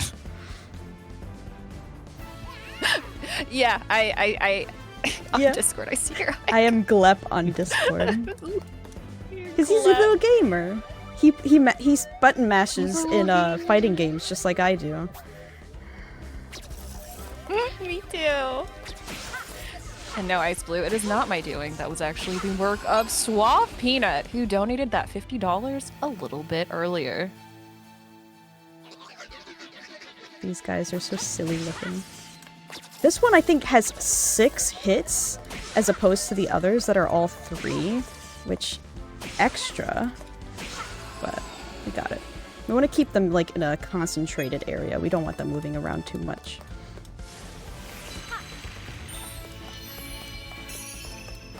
Yeah, like she literally looks like Honey Lemon. She just needs the purse. I never made the I never made the connection.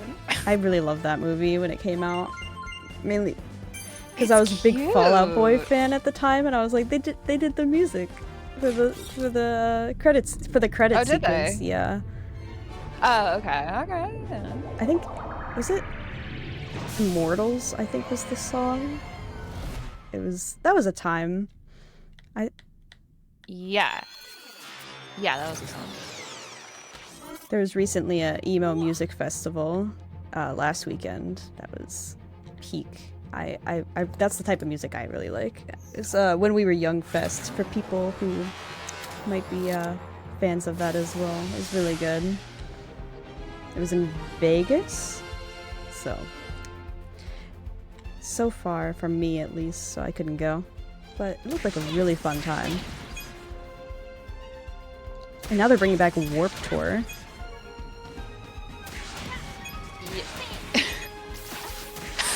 I listen to K-pop and prog rock and Carly Rae Jepsen. Those are also really good genres. That's a very eclectic mix. Carly Rae Jepsen is her own genre. The Canadian princess of pop. There's so many princesses And of Celine pop. Dion is obviously the queen. Yeah. I like that pop music is making a comeback as well.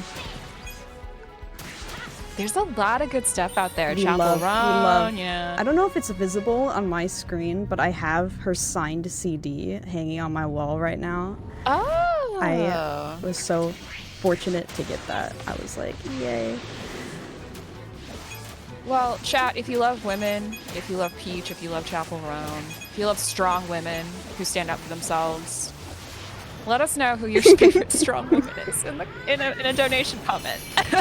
I would love to hear that too.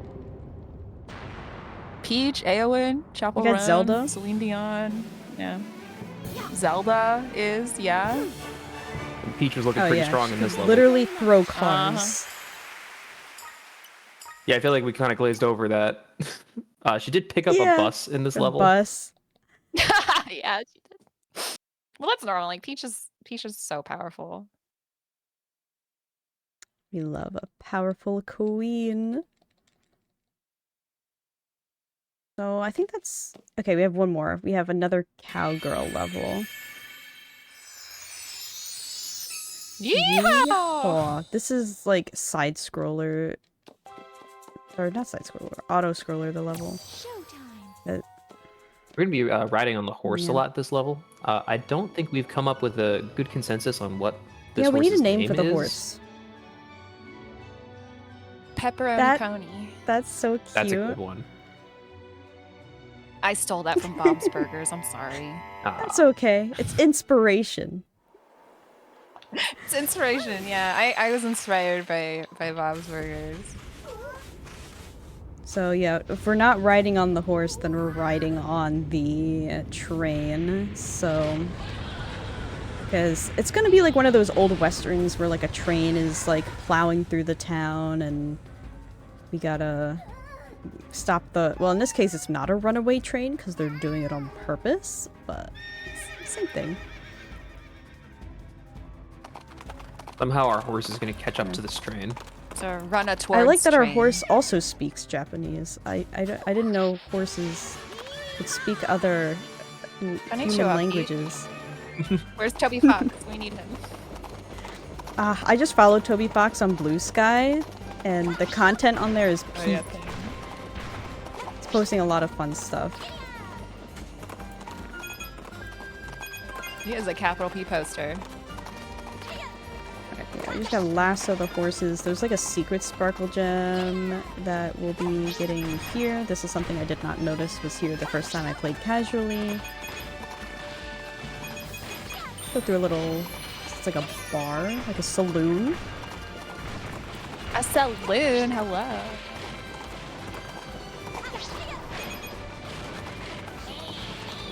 So our horse is either as fast as a train, or the train is as slow as a horse. So y'all can make up your minds on which that is. You know, at the start of the level, the train seemed like it was going Right. very fast, and now it doesn't seem it like that slowed way. down a lot. For someone who wants to plow through a town, they're going kind of slow.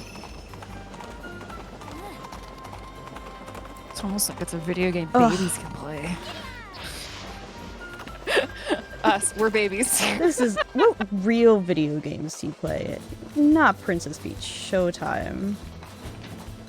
Not Yeah, Animal we're- Crossing. We're e-girls. You know, you say that, but Baker 2 is a hard 2. level. Yeah, I would like to see a COD player try and do Baker 2. Whoops. Yeah, we could play COD, but a COD player could not do Baker Exactly. 2. Alright. Got that.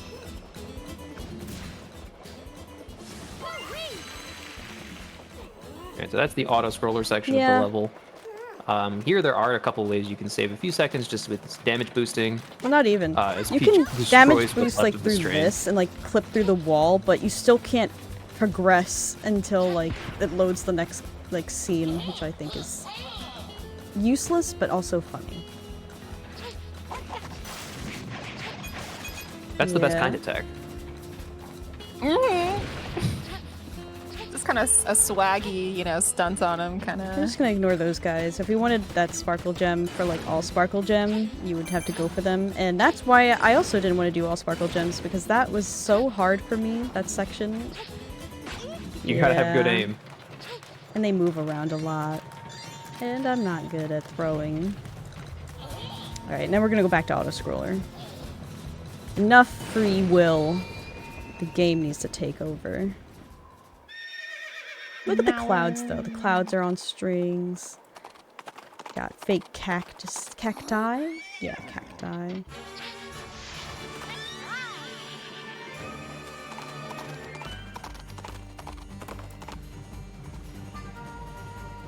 I can see the, the little guy on the Yeah. balloon back there, like. "He's That funny." is actually another little guy where if you hit the balloon, you can either get coins or health, and it's like it rotates, and it's kind of like one of those like in like the Mario levels where they let you get a power up by hitting like a question block. And one of those like item rooms. We have a balloon guy. So yeah, now we're gonna make him run into a bunch of rocks, and then we'll take down the train. This is all same. You know where these rocks are all the time. Yeah, he just Bonk. bonked into that. The train's falling apart. You can really feel that impact. Somehow we're strong enough to like pull down the weight of I the was just train. thinking that. I'm It never really telling occurred you, to me. Peach. Yeah, I didn't think about that until recently. She just yanked the train and it Boink. fell over. Well, shucks. Look at her. She knows how strong and powerful she is. Yes. Yeah, yeah, girl. Brag. Deserve. And now we have a really fun I love floor this boss. game. This one's one of my favorites. This is actually the boss that made me want to speedrun this game, because I was like, I can do this pretty fast. I'm gonna speedrun this game. Yay! So shout out to this boss. I think from a design perspective, this is probably Yeah, my it's favorite cute. boss to like to look at. Oh, we gained the spirit of the cowgirl. We have unlocked their basement level. And yeah, now we're gonna come from the door on the left, because that's where it wants us to be anyway. And we are ending the floor at 16 sparkle gems, which means on floor 4 we need to get 9 in order to have the 25 we need for the boss fight. Should be easy peasy. We'll see. Yeah, this is Projector Cat. This always gave me Beetlejuice vibes because of the like swirls, the neon green swirls in the background. But he's a fun boss. So at first glance, it might seem like this boss is kind of on rails. You don't control it, but you actually can control a lot of the timing of his cycles and stuff by swatting his paws away. Yeah, and things like you that. don't have to wait for them to drop down. You can hit them as soon as they appear, which was something I learned pretty early on. So yeah, we turn this mouse into a bomb. So that's his tail. He doesn't do damage, but it's still annoying. And we want to get that to the center of the room, and then we'll just let that cook while we hit these paws. Yeah, it's kind of hard to actually die to this boss, but he loves wasting your time. Like a Meow. kitty cat.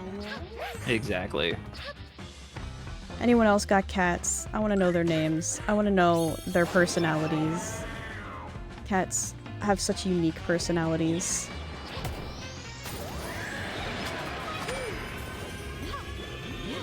And I didn't even mention, so our blue power I've mentioned is Sparkle, but the enemy, the purple stuff, that is called Darkle. That is literally the name that Nintendo gave it. So we fight Sparkle with Darkle.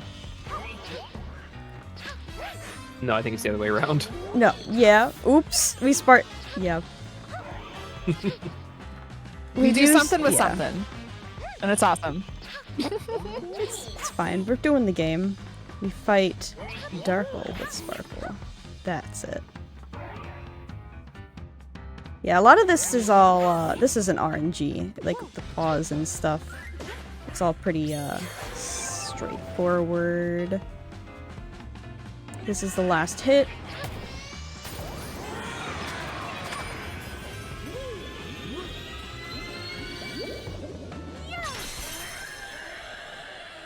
And now we get to go on to floor 4.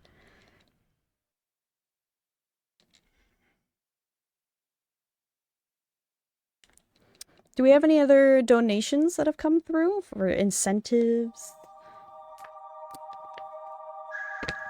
We are still looking for, let's see, we actually, okay.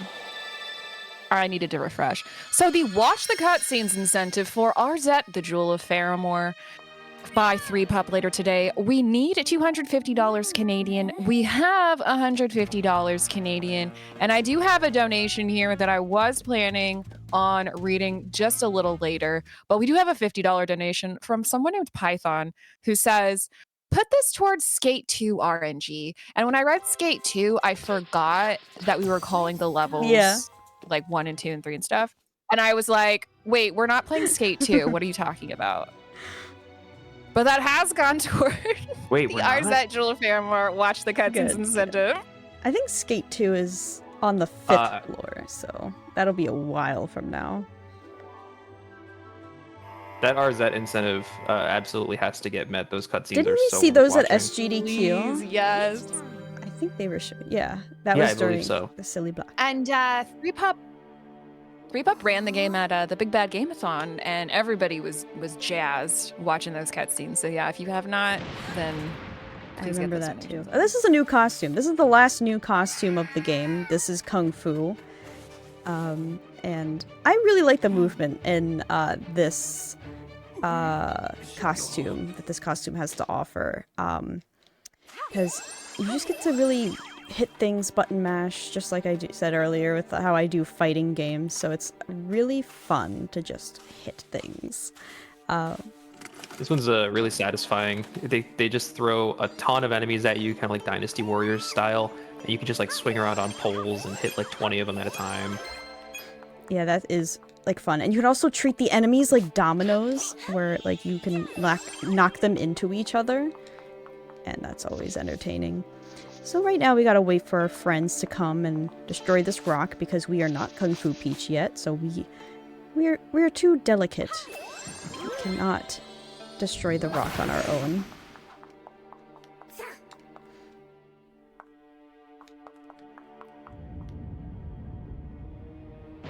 Oh, more rocks! They're really destroying this place. So, unfortunately, I wish there was like a glitch or something to get around this invisible wall. That would be so cool if someone could figure that out. But currently, I just gotta wait for their dialogue to stop. Let me just go around these things.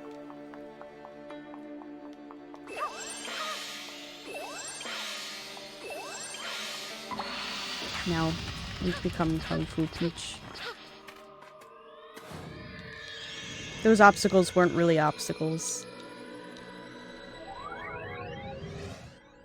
No. None of them are. You can kind of just walk through most of the obstacles in this level. I do like the music in these levels as well. The Kung Fu music's really cool.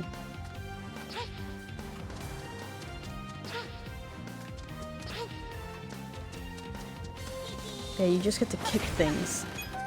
So, whereas like a lot of the other Peach outfits, like you're punching things, like you use your feet a lot, like and kick things with Kung Fu Peach. So right here we'll see an example of the domino effect I was talking about earlier.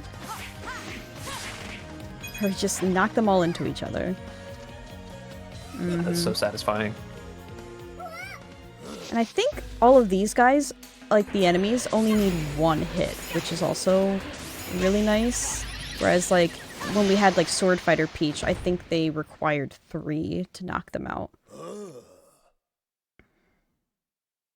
I guess Kung Fu Peach is stronger. Well, the explanation's pretty simple. Her kick is 3 times stronger than a That's what I sword. was thinking. It's like, that's pretty wild.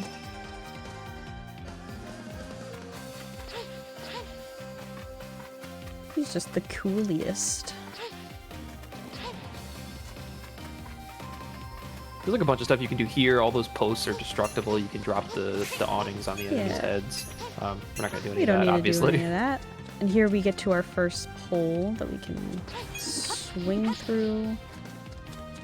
And then this part is a little finicky. Let's see if I can... Ah, I missed that one. That's okay. Yeah, we want to domino effect as many as we can. And we're gonna wait for them to come closer to the pole. And then... Yep. And he says, fancy footwork. Like, come on, that's just fun. And that's... That's just fun. Here we want to make sure we don't kill all the enemies because... Oops. Well, and we just jump off ourselves. We want to make sure we don't want to kill all the enemies because it will give us a sparkle gem that we don't need. And that will waste time. I'm going to try to do something here. Okay, cool. There is a slightly other different way to do that, but I have not been able to successfully do that, so that was like my little shortcut. Yeah, there's kind of a precise setup. You can jump off the ramp onto Yeah. the pole. Saves, I don't know, a second or two over what Mance just did. But it's significantly Yeah, harder. you have to like jump and leap at like the same time. Like jump and then like dash at the same time. Okay, domino time.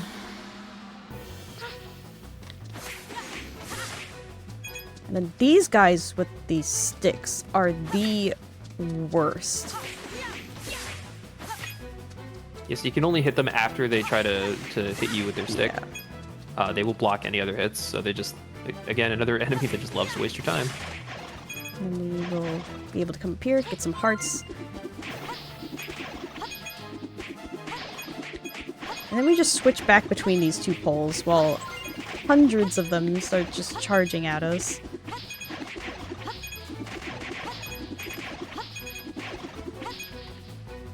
And we just glide up here. And he's saying how he's too weak to go on and we need to take down the baddie for him. And it's like, no problem. We got you.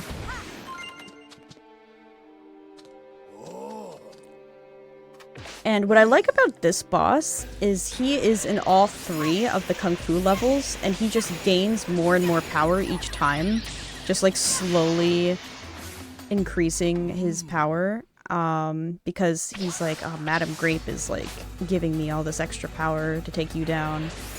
Oh, we got this. Yeah, we have to time all these. That's the only hard part, I guess, of Kung Fu, is making sure you're timing your attacks right.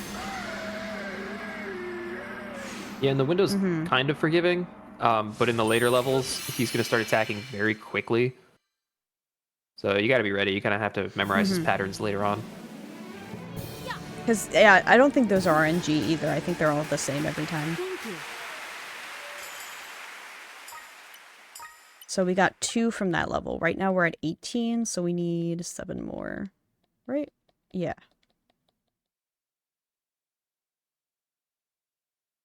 Math. It's a Sunday. We shouldn't be doing math. Yuck.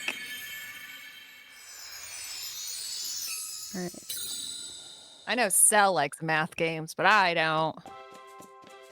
What do we got? Oh, Detective 2, which is always fun. Oh boy. I don't know. I just think the animation sequences in this level are just silly and really show, like, the silliness of this game and the writing and the fun. I don't know. It's just silly. I'll just say that. I definitely think they Yeah. had fun with this one. So here, Junior calls us over and is like, someone looks suspicious. Let's sit here and see if we can find the suspicious guy. So we're sitting here and it's like, oh, okay. There's another one going by. And then, of course, like, one of the Sours walks by and he's like, oh, that's him! And... That guy looks Yeah. very normal to me. What's suspicious about him exactly? And so this whole section, we need to sneak around and not get caught by him by hiding behind objects, and it gets a little progressively harder because things are going to be moved, so you have to kind of memorize like what items you can do. This is a little hack that I learned, is that the sign picks up on our outfit and the hat and actually drags us with it, so we don't actually need to move ourselves. They will just push us for us. Yeah. It's always so funny. Alright. He leaves behind a little, like, advertisement or whatever. We have to track him down, and we notice that stuff goes through here, like footprints, and there's a puddle, and... So we need to sneak through this way and move the trash can.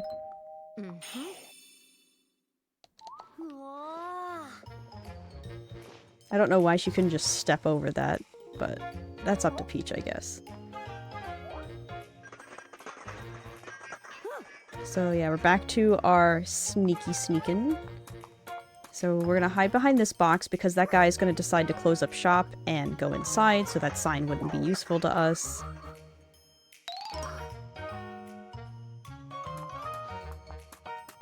And then we have this one.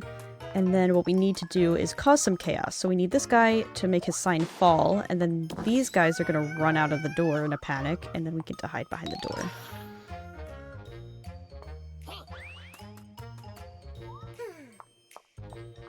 And... That's exactly what I do when I want to not act suspicious, is I run as fast as I can to my door. And then you ask around to figure out what door he went into, by getting clues by other people being like, well, I live in the door with the flower on it, or, you know, I live in the one on the right, and so you have to use process of elimination. And here they are discussing about how they want to put a bomb in the clock tower. And Junior gets very overwhelmed by that fact and ruins our cover.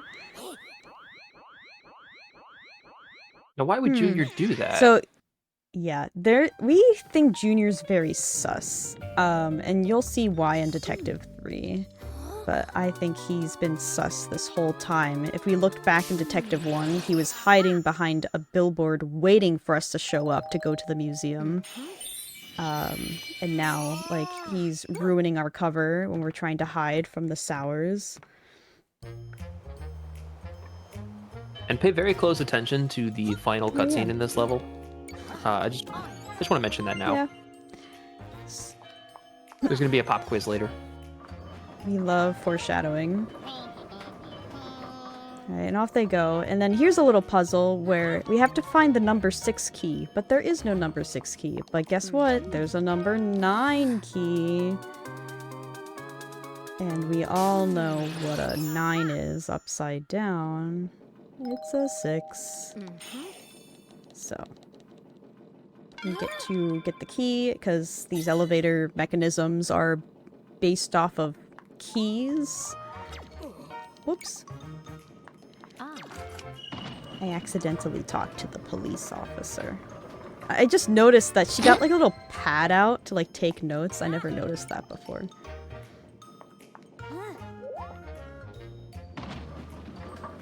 So and away we go. One thing with all of these costumes is Peach keeps like little elements of her original costume, which I think is really cute. Like her big blue pearl earrings and the blue like gem that she has like on her dress is also apparent in all of her costumes. So like in the Kung Fu one, I think it's in like the chopsticks in her hair. On this one, it's still like in the same place, like on her blouse. So I think that attention to detail is really cool. Now I can't remember if she has the earrings in all of them, but I definitely know she has her blue gem in all of them.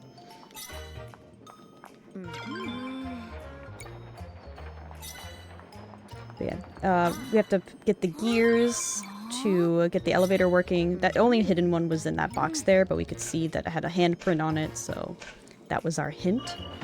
That's where the missing piece was. This one, we need to ignore the gear that's broken on the floor. Just grab this one, put it on this one, and then we get to go out to the face of the clock tower, and there's our missing key.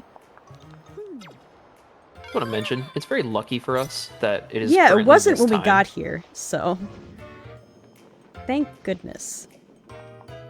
So let's put that in. And then this is the final floor, and investigating, we find out that there's footprints that lead into the bell. And that's where the bomb's gonna be. And then this is all just gonna be unskippable cutscene, where we find the bomb, we're happy about it, but then we realize we don't know how to deactivate it, it's gonna go off. And so Junior is gonna take matters into his own hands and just like chuck it outside. Whoever may be there, I think they say that there's a river there, so they'll just toss it into the river. But look at this sequence. It's funny because they're not actually frozen. Peach is moving. Like, these aren't still pictures. Like, they put her 3D model in it, and they're like moving a little bit. It's really funny. Junior did a great job getting rid of the bomb. Very good, very suspicious. I'm sure when he dropped it, that was just an accident. Case closed. Thank you so much. So that's Detective 2. And we're up to 21 Sparkle Gems. We need 4 more. And I know Thief is on this level, and I think Ninja 2 is here. I think we're about to approach Ninja 2. My arch enemy. Because there's actual tech that I have to do. Okay. Yeah, so in the speedrun, Ninja 2 is probably the hardest level in the game. I think that's a pretty safe bet. It's Ninja 2 time. Okay. Yeah, there's quite a bit going on in this level. A lot of things we can skip using, Ninja's movement abilities and stuff. And a lot of places you can get caught as well and just lose time. Yeah. Okay, we're gonna do our best here. We're gonna do our best. The first thing we're gonna do is go to one of those secret ledges like I was talking about before, where I wouldn't have found this in, like, I don't think anyone else would have if we didn't accidentally get caught and get sent there, because it really gives us a really cool shortcut. It's a secret ledge behind that cherry blossom tree that you can't even see. You kind of just have to know where it is. Like, it took me forever to, like, get, like, a feeling down for this.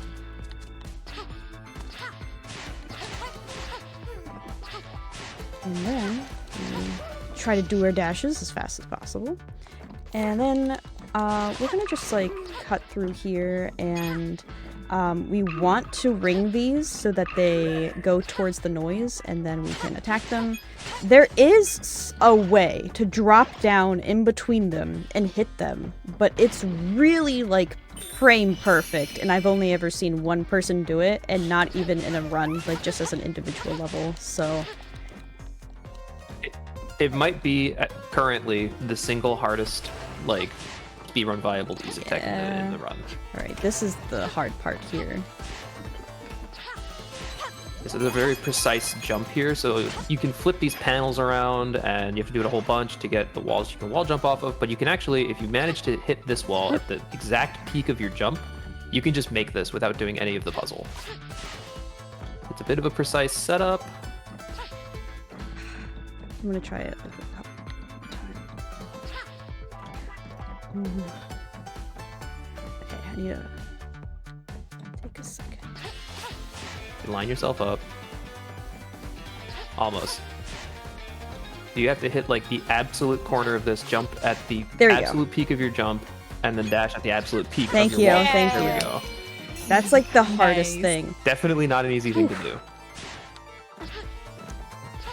Ninja Peach also does this thing where if you stand too close to the wall, she'll, you know, put up the scroll to like hide camouflage in the wall, and that also loses time. Yeah, this whole section is like my least favorite thing to do because of that. It's like, yeah, it like ruins like your pacing a little bit. But that was like the hardest bit of the level. And now we're going back to the auto scroller section. Whew, okay. There's one more jump here that's a it's little the scary. very end of the auto scroller part. Yeah, of course. But luckily it doesn't send you like back to the beginning or anything, which is nice. So we're just gonna dash on through. Gonna grab this guy.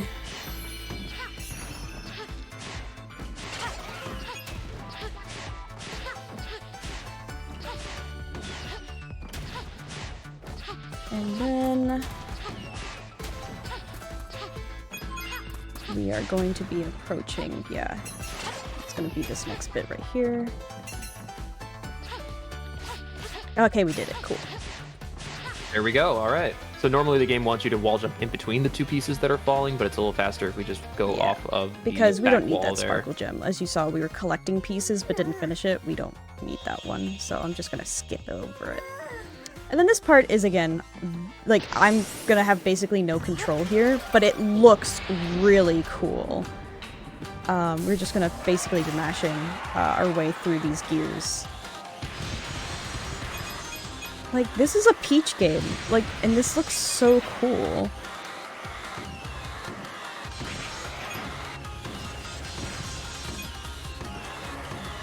Just gonna mash our way through that.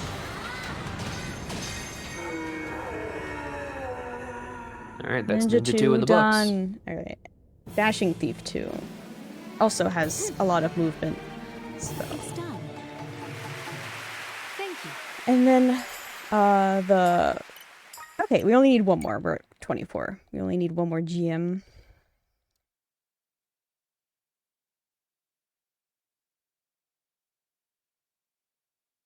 One more GM. One more gem and $100 more for that watch the cutscenes incentive for Arzette, the Jewel of Theramore. That's right, we need $100 more. So it's this run and then 2 short Mario runs and then Arzette. So we have a little bit of time, but we don't have a bunch of time. So please help us reach that reach that goal. We need $100 more to that watch the cutscenes Arzette, the Jewel of Theramore incentive. I love that segue. Very good. Thank you. It was very natural. I really want to see those cutscenes too, so we need to make that happen. Me too. I love them so much. And 3 loves showing them off. So this part I like because it doesn't hold me up at all. I can just cut through here, and because I already know what's coming up, I can just fling myself and it's fine. Now this part, you gotta position yourself. You're gonna have to latch onto an airplane. Yeah. Don't try this at home, kids. But they took the statue of what I presume is the mayor, and so that's what we're chasing down right now in the background. There's a little guy. If we needed health or coins, he'd be there to help us out. So we're just grappling our way through. We don't need that gem. We're gonna skip it, and then the next plane we're gonna grapple onto off screen, because that's the last one. Oh no, he's on the statue. Alright, let me set up this jump. We don't even have to waste our time with the grapple animation. And we are going to be doing some damage boosting through this. But again, certain lasers you can damage boost through, others it just bounces you back and you can't get to it, which I don't understand why it has a double standard, but that's just what the game wants. Gonna skip all those sparkle gem pieces, and then here we don't even need to unlock anything. And there's the last sparkle gem we actually need to unlock the floor boss. So now it's just smooth sailing all the way through. Sometimes if you go too fast during those grappling segments, the sparkle gem doesn't load in time and it just won't show up. So I'm really glad it showed up for me. Makes it easy. Yeah, fingers crossed that we don't get that weird soft lock. It only happened to that me one time where I broke through the glass to get into the blimp, and the game just stopped working. Like it just... Oops. It just never left the cutscene. Oh, I don't know what that was about. You only grappled through the hook Yeah. like 3 times. You can't expect the game to always work. That's okay. Come on. Whoa, what? Okay. That's fine. It goes so fast. Yeah, the grapple's a little finicky too. It sometimes it'll just magnetize itself to like the wrong hook. Yeah. That effect is really cool to look at. Yeah.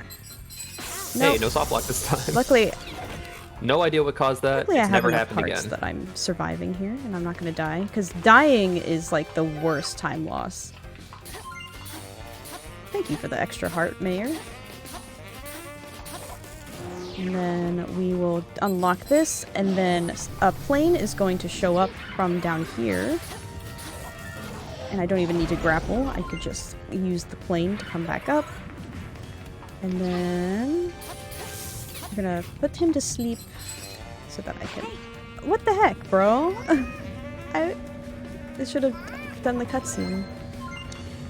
He was. He was out for you. But luckily I had enough hearts. Everything's fine. And this is probably one of the coolest sequences in the game. So the whole blimp is exploding, and we need to get out as fast as possible. So it's going into like shutdown mode. So all of these like barriers are going to be shutting down behind us, and we need to grapple our way through. There are 2 paths here, but There's we're going one. to take the lower path because I think it's faster. The upper path has a sparkle gem, which we don't need. Yeah, that grapple where it forked the path can be kind of finicky. Sometimes it will just shoot you to the upper path, even though you Yeah, or did a vice downwards versa. angle. Like, it'll just magnetize to whatever. Whatever it feels like that day. There we go, gliding off into the moon. And that is floor 4 done. Thank you. And, yeah, All right, only 2 more 26. floors.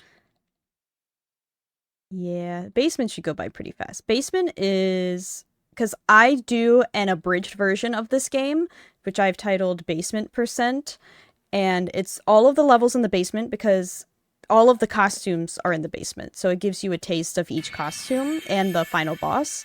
And my PB in that is like 56-ish minutes, 58 minutes, so that's how long the basement's gonna take for us to do. A little bit less than that because we already did the sword fighter one. And now we get to do Spot Lion. In this one, there's only one thing I need to not mess up. The first, I think it's the third hit is something, it's kind of a timing thing.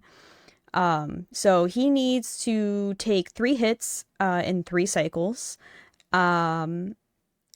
And he's gonna shoot little, like, darkle balls at us, and I only just thought about it when I was practicing, that I guess maybe because he's like a lion, it's like hairballs, like, because he's a cat, he's like a big cat. But, yeah, this is the level, that before I had no idea what I was supposed to be doing when I was playing casually. Because he's gonna make the room reflective, and you're supposed to use the reflective surfaces to, like, bounce the balls back at him, but we're just gonna skip that, and while it's in his mouth, we're just gonna hit him. And that is really a timing thing, so you just kind of have to know when he's building it up, when you can jump up and get it, because you can't be too early or too late on that. And so... yeah, this is our final, like, big boss before the final boss.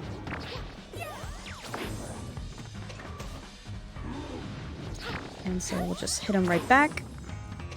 And then he's gonna try and show off and shoot some lasers here, but doesn't really affect us. We can just stand here and not get hit. I like Disco Wing. This is another boss where you have to be worried about not hitting him with 2 projectiles at the same time, since it will only count as 1 hit. There's a few places where you can do that, but it just doesn't benefit you. This last bit, he's gonna shoot, like, 2 balls down, and you can get it, so, like, while they're both in his mouth, like, you can hit both of them at the same time, but it's not gonna do anything. Yeah, like that, it's only gonna count as 1 hit. And we are going to have to do 2 more. And that's only a problem to do if you're doing all sparkle gems, because one of the challenges to get a sparkle gem for him is to only knock back 9 balls, and that counts as 10. Even though it doesn't count as a hit, it counts as a ball knocked back at him, which I think is hypocritical. Which is really unfair. So, that's Spot Lion. Now we get to go on to the 5th floor. That was a very clean you. Spot Lion, by the way. I'm very proud of that.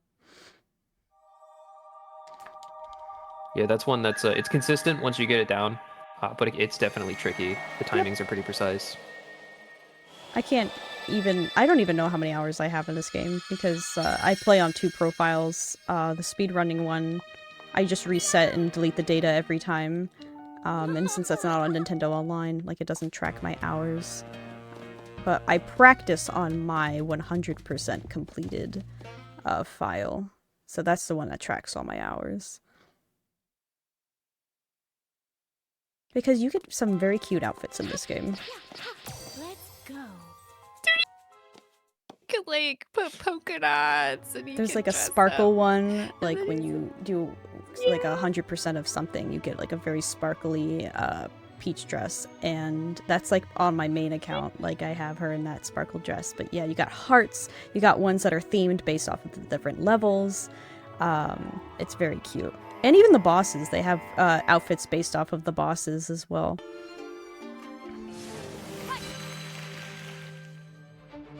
Kung Fu 2 is only frustrating to me because of the poles in this level.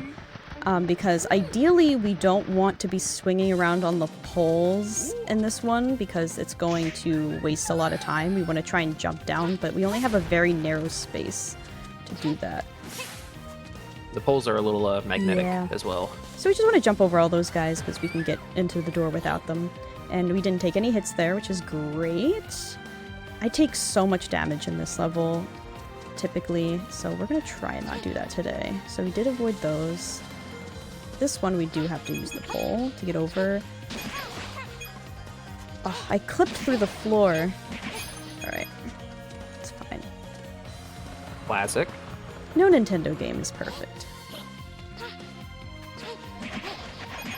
And then we only need to hit this guy once.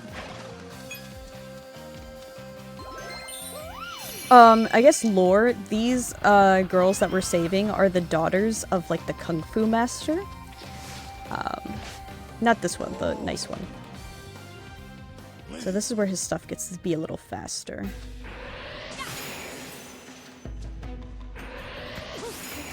Oh, that was not good. That was Never interesting. had that happen before. Yeah, he starts out super slow and then like speeds it up. He's He's tricking just you, psyching me psyching you out. I think I just got too close to him. I don't think you need to be that close. I've done that like in my past run too, and I was like, that was a stupid mistake. I didn't have to do that. Alright, so here, jump over these guys, and we're just going to be knocking down the different posts. Don't need to deal with anybody else.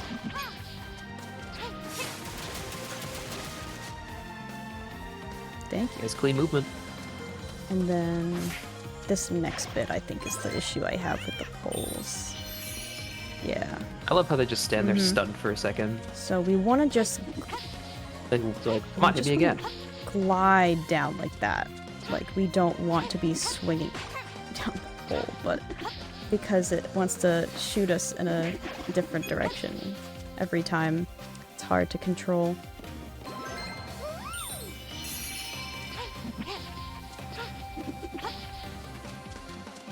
One time, I had one heart approaching this last person, like, into the boss fight, and I accidentally just ran right into him without kicking, and I died, like, just right here. I was remember like, that. I don't know what I was doing. Now they're all saved. And now, I think is it orb time? I think it's orb time. Orbs.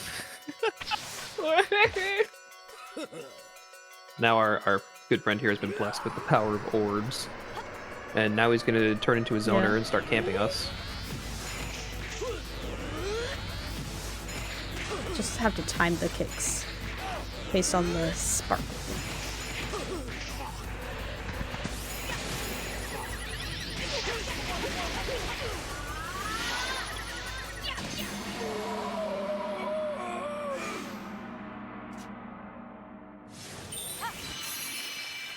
And we did that one, so we have 3 more left on this floor.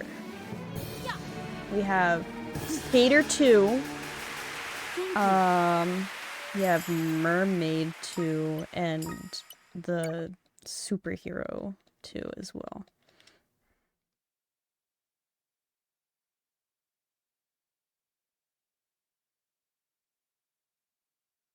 And then we get access to the elevator. They finally made the theater accessible. You know how hard it is to get an elevator tech out to a haunted theater? They should have had it in the first place. But luckily, yeah, since we're on the top floor, it's easy to get to the basement that way. They don't make us... And that's precisely why we save all the basement they levels don't make for the us end. walk all the way down. They give us the elevator.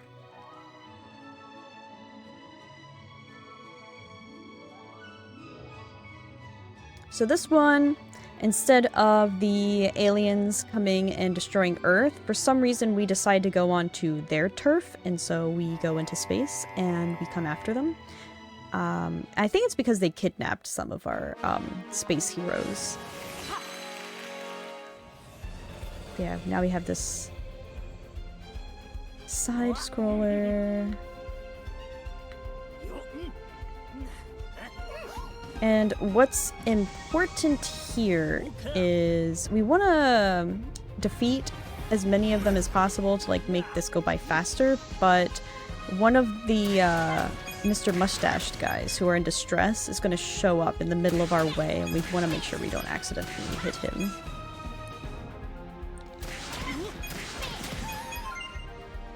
Yeah, another case of it's just going to cost us time at the end of the level when it has to like tally up, you know, Right. everything you earn. And they like really put him like right in your way, so it's really hard to avoid him. And especially because you don't get the sparkle gem for this section if you don't save him.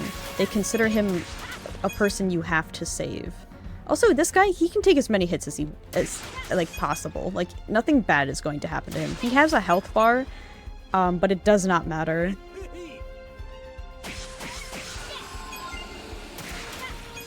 He's He got does. garlic hair. He looks like who is the guy from Luigi's Mansion?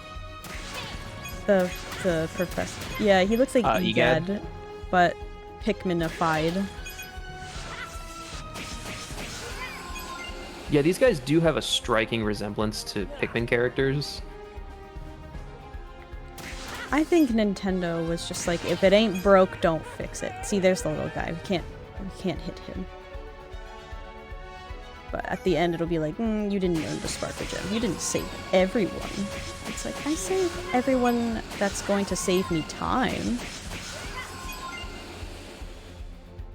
It's got to count for something, right? Like close enough.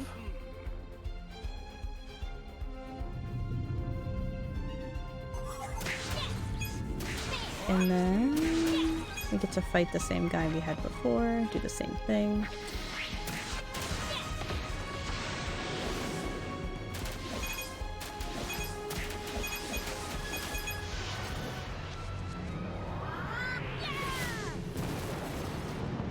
I love yeah. how cinematic the Yeah, mighty they're very levels pretty. are.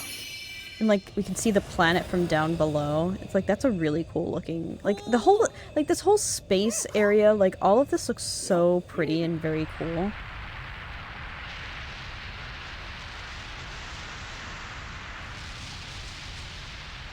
So now we are touching down on their planet. Ready for action.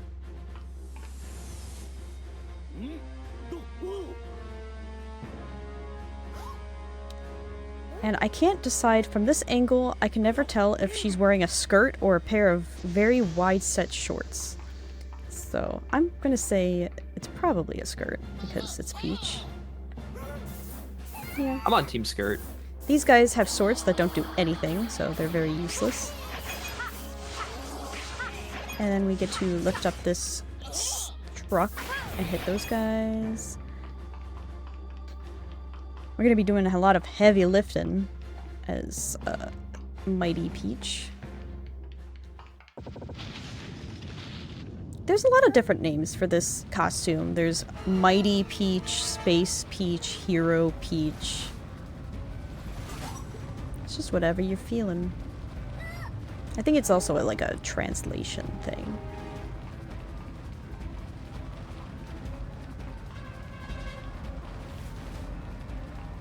Yeah. So we just let the Theets kind of take care of themselves while we only need to throw this big one at it for us to proceed. We don't need to deal with any of the little ones.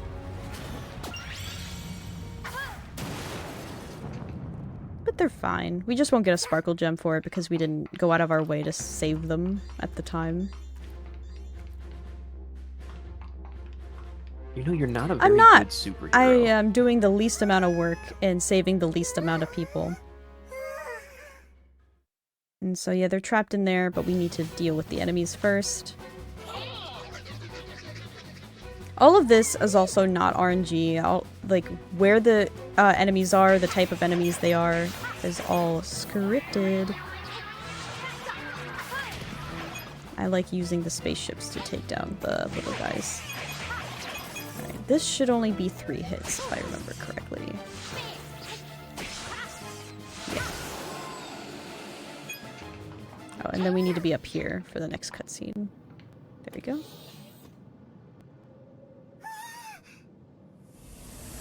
And then we are approaching the end of this level in a second. We get to do a really epic battle with the giant ship. This is the giant ship we saw in this Mighty 1 level, and we didn't deal with, and it escaped. We only dealt with the smaller one. And now he's got arms! He grew arms just to fight with us. And so the professor's like, I have an idea. We have one more trick up our sleeves. And they all work together. All the scientists are like, okay, let's figure this out. And they make Peach huge. Who needs a big mushroom when you have scientists? Yeah, I like how they had all just the random, like, you know, like Windows bars around her. Like, yeah, we scienced her up. With the power of science, we will save the day.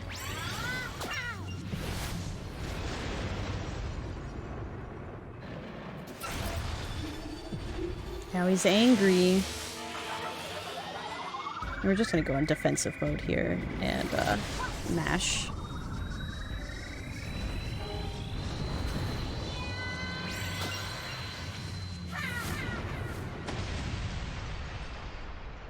She is the most epic out of all of the costumes. So cool. That's why it's my favorite. I don't blame you. Oh, she's so sassy too. Hand on the hip. That little, like, I don't know, her smile just seems different in this outfit. It just seems like she's so sassy. So spunky.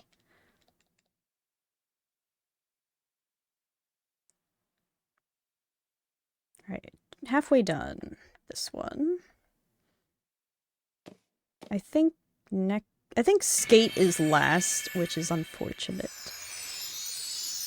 When you're trying to do a PB run, because, you know, it could ruin because of RNG. But that's our last RNG skate level, because Skate 3 actually does not have the ice mechanics and RNG in it. They do a different fight with the boss, which is like a breath of fresh air.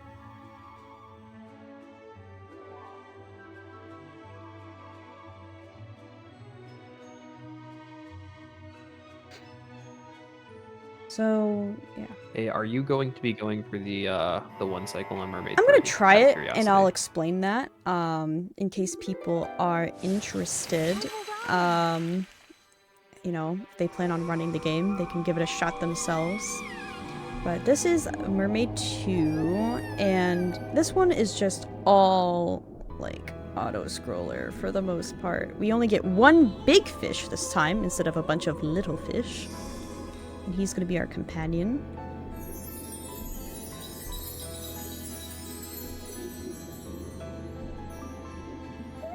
And we just get to skip all of this.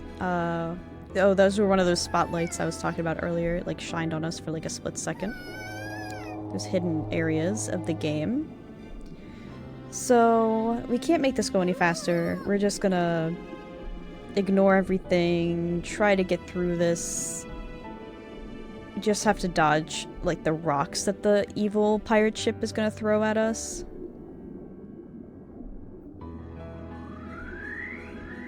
And eventually, once we get through this, we'll be able to utilize the fish a little bit more. Because right now, he's just chilling. We're just straight chilling together.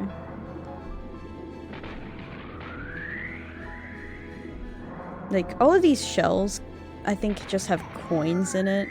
You could free these people if you wanted to. But why would we do that, you know? Yeah, again, not the greatest hero during the speedrun. No. So what's gonna happen is the guys are gonna come out of the ship and try to protect themselves with rocks, but we're gonna try and get into their space here. So you couldn't really get to him until he came out, but we need to do that. Just like sparkle him at the boat, I guess. But we know where the next one's going to show up. The next one's going to show up on the very left of the screen, and he's going to make them vertical, and then we can get to him that way. And then 2 more are going to spawn, one on the left, one on the right. So I'm going to try and get right in the center there. Peach is going to take some damage, and then I'll get the other one like that. They gave me some easy access. Very nice. That's okay. Yeah, I think one time I almost died because I wasn't paying attention to how many hits Peach was taking. I was just focused on the fish. So, you just gotta keep your eye on that. And then we can go into the boat where we'll have like the same thing as before, where we'll grab our fish buddies and do the panels again. Come on now. These very functional panels. And then we'll grab the eel and they'll break them free. And then they'll yap a little bit, and then we get to do the rhythm game again. We get to put on the show.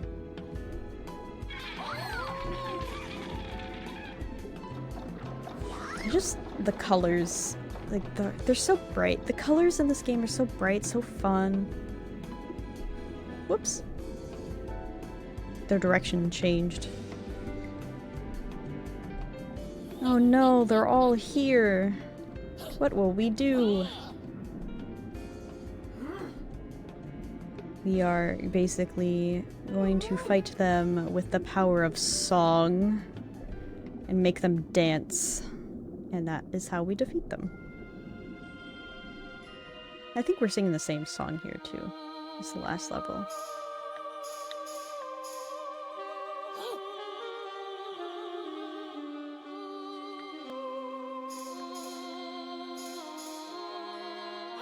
But beautiful vocals.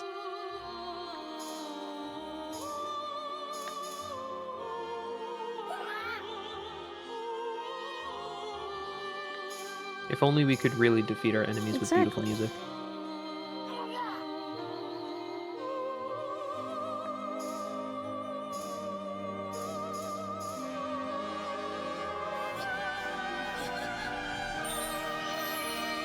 Oh, look, they're all dancing. They're dancing. Oh, and they just exploded. He sang too good, they exploded.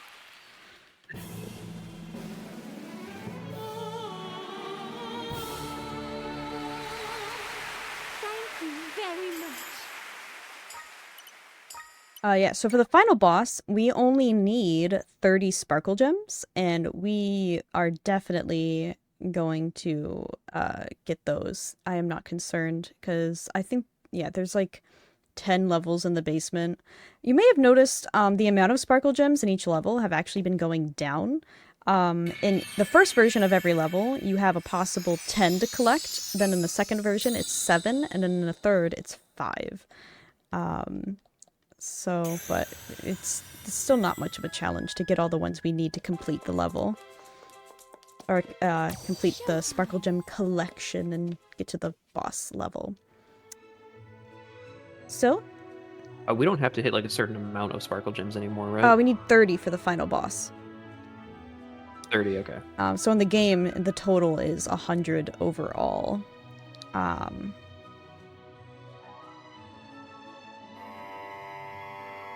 And then, yeah, so this one we're gonna kind of start out.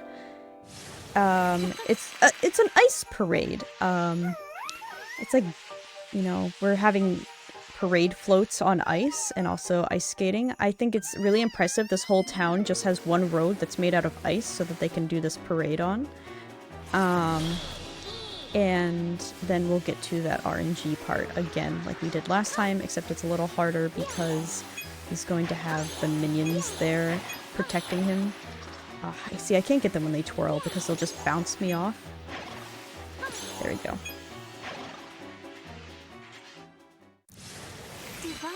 So the main point of this level, is we want to maintain the lights on the float by doing our moves on the ice, and also by booting off the evil sour guys. So as you'll see, every time we do something, we'll add more lights to the float, and we will get a sparkle gem if we do all of the moves. If we maintain the lights on the float, because they will take away lights if we let them on long enough.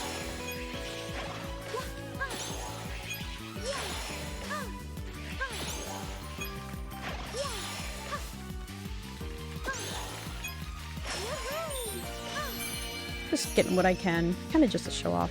This one, this is all the same. They will light up, and we just need to twirl with the skaters to, again, get another sparkle gem. But if we miss them, it's not like we can skip them, because they will cycle through again in case you missed it, so they do give you a second chance. So it's better to just get that through the first time so you can move on.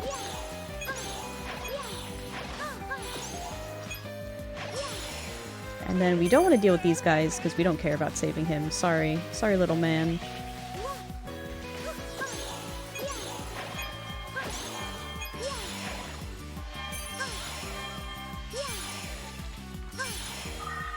And then we do one big jump. We got Rainbow. Jumpies! We love the jumpies. Peach does uppies. Yeah, I call it jumpies.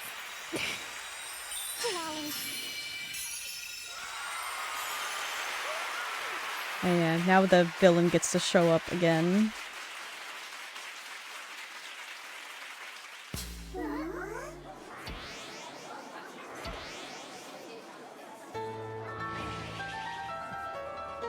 Now this is my theory, a color theory, that the feats are the good guys and they're yellow, and the bad guys are purple, and in the color wheel, the opposite of yellow is purple. Whoa. Whoa, that's crazy. Whoa. That's my theory. That's so my cool. color theory. I can't believe they thought of that.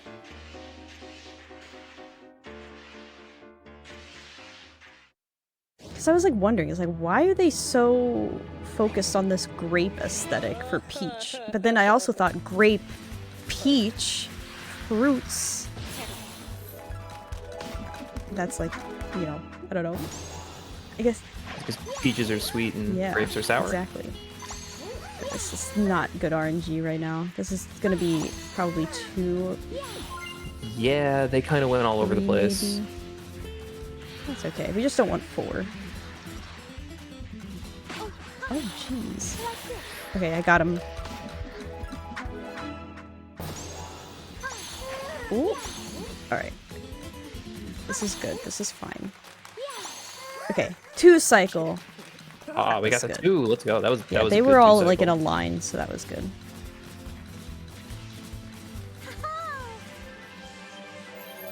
Could have been worse, but could have been better. But that's how I always feel with these skating levels.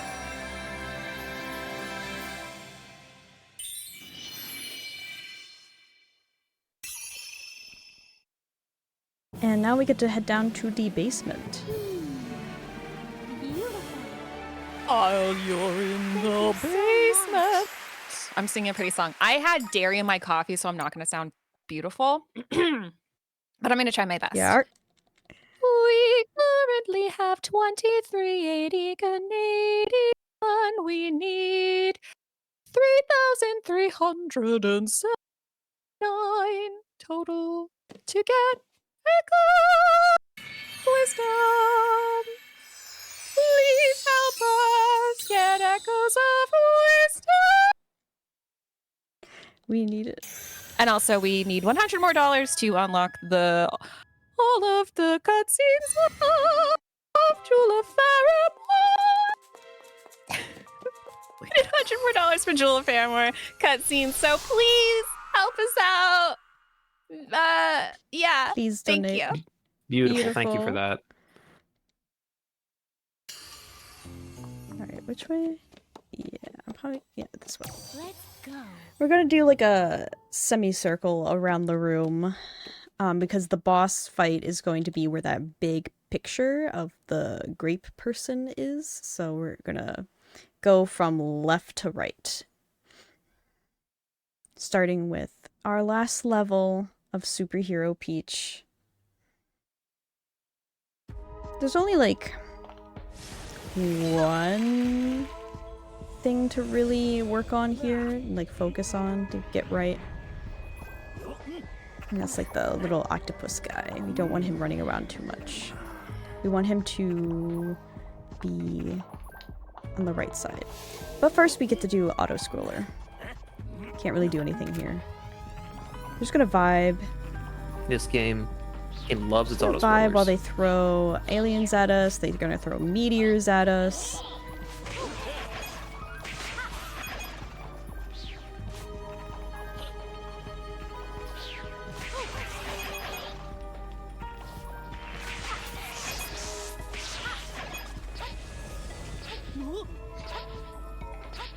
I like that it has like physics though. When I bounce on it, it like moves.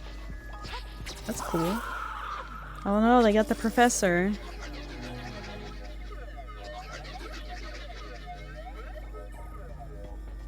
I like how...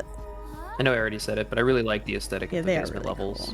Cool. I liked how the octopus holds his hands like this. It's like, that's how I always hold my hands. I just like flopped over, like bent over. Dinosaur hands. It's like a scene kid with the sweatshirt arms that are too long. Yeah, we could rescue the guy over there, but we're not going to. And then we get a sparkle gem because we didn't let any of the meteors hurt this machine, so that's cool.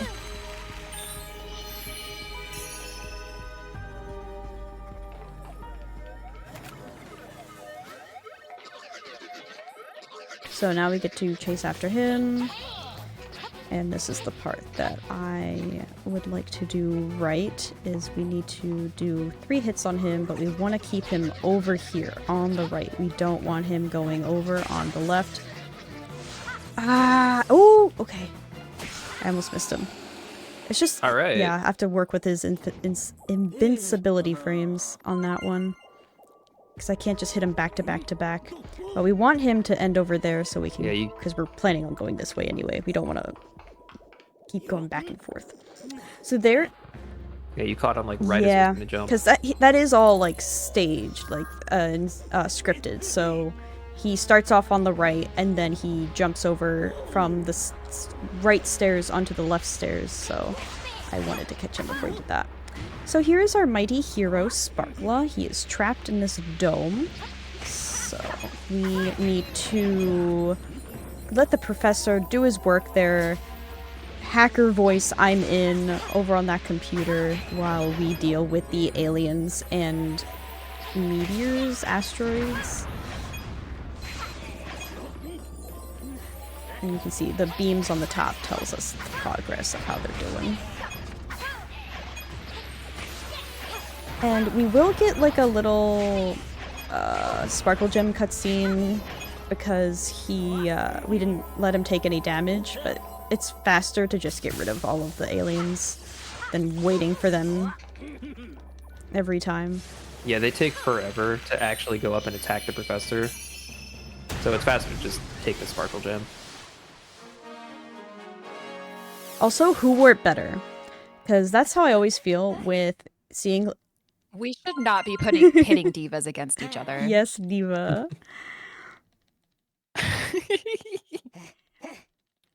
So now we see that there's like falling debris from the sky, and we need to make sure that it doesn't destroy the Earth. So we are going to get our jetpacks on and go up and destroy the debris and meteors and stuff before it falls to Earth. And we're gonna work together, because teamwork makes the dream work.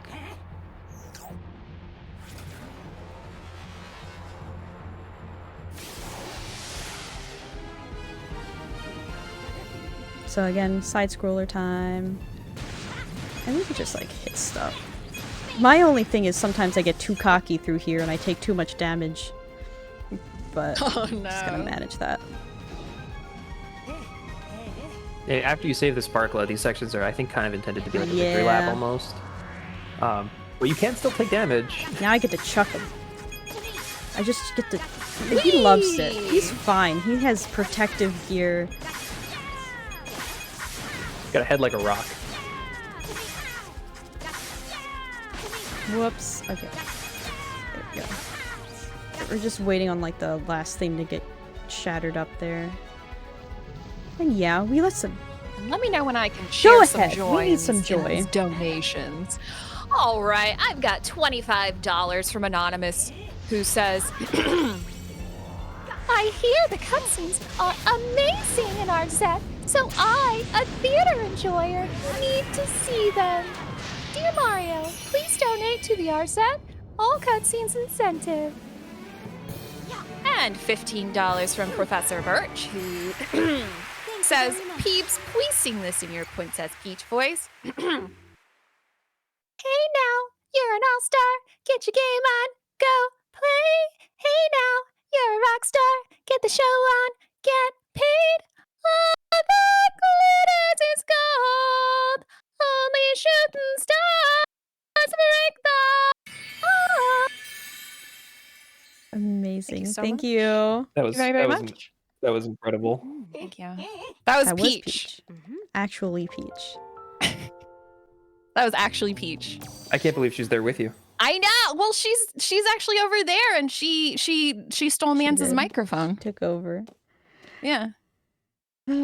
This part is something I don't know if I'm gonna manage to pull off, but I'm gonna show it off anyway. This mermaid level is very, very short, but there is a complex setup we can do to do a one cycle, which I've only ever seen people do in individual levels maybe once in a run before. Only like one other player I know really does this.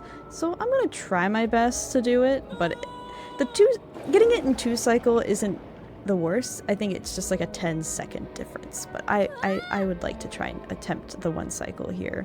So we're gonna grab our fish. But Chad, if she gets this, you have to pop off. Yeah, we're gonna grab our fish. And then we're gonna slow down the shells. Oh, yeah, this probably isn't happening. But no, okay. I'm gonna give up on that dream. Oh, So well. what's basically happens there, you need to slow down the big shells and then wait for the first shell to hit around where the algae is, and then immediately go for the second one to get the other set of fish. And then before the second shell goes off the screen, you'd be able to free her. But it's very, very precise. And I can probably do it like... It's a balancing act of like stalling the big shells while also opening the small Yeah. shells, so that you can do it all in 1 cycle. It's very precise. Yeah, very I think I difficult. can do it maybe 20% of the time. But it is possible, and I have done it. It's just very hard. But yeah, here we're just gonna make our way over to this side, and then we'll just do the rhythm part like we always do at the end of these mermaid levels, and then that'll be it. And we're gonna fight undersea tornadoes. Tidal pools? I forget what they're called. Whirlpools. That's what they're called. Undersea tornadoes. Same thing, you know? I mean, that's what they're called Yeah. now. And then we have these beautiful turtles. I, of course, get the pink one. I don't know if y'all noticed how much I like the color pink based on my background. But I get the pink turtle. I called it. I need you to know that if you saw my run last night, the little Yeah. blanket, pink strawberry. Yeah, I'm wearing that right now, so I'm with you. Twinsies. Twinsies. Yeah, my current blanket of choice is I have this bright pink Barbie blanket that I have on right now. Oh yay! And you're the I Barbie am. master. I actually am trying to collect every Barbie video game that's ever been released, and I currently have over 100 of them, and I'm still missing like 50. So that's a struggle, but especially because most of them are like games like CD-ROMs from the 90s, and it's like, who still has those? But you'd be surprised what eBay has to offer. Yeah, I do not have any of mine anymore. Totally valid. I mean, how many people knew that there were like over 150 I Barbie games? I didn't either. did I not. thought, oh, I just collect a few. You know, I'm in the Barbie speedrunning community. I think it'd be cool to have some of the hardware when I do my speedruns, and then I realized that there were a lot more. And then there's one 3DS game that's for some reason worth $5,000. Is it worth it, or are just these silly billies It's- trying to Oh, no. sell? Because it was a Canadian-only release for the NA version. It never Oh. came to America. And it sold very poorly and at the end of the 3DS life cycle. And so now it's just become a rare oddity. Oh. So it, like, complete in box, like, on price charting, you can look it up. It's like $5,000. And I just got the PAL version because I was like, you know what? I want it on my shelf, but I'm not paying $5,000 for a Barbie game that's really bad. And you can also play it on. Yeah, several other it's not just consoles. released on the 3DS. They For, like, put $1. it out on like the Wii. Oh, okay. So like you can just Yeah, get they the put game. it out Okay. on the Wii and the DS and the 3DS. It's just the 3DS one is the most expensive. Bonkers. All right, Kung Fu time.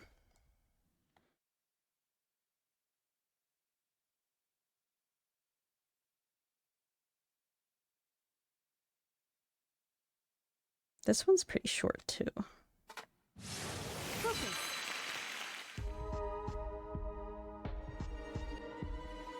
Yeah, so this is when the evil kung fu master, I don't know, I don't think know he if has does. a name.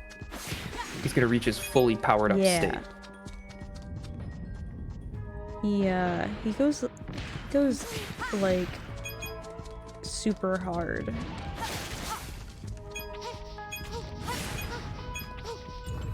Alright, for these guys, we need to... Oh, I got two at the same time? Lit. Never done that before. Alright, Domino.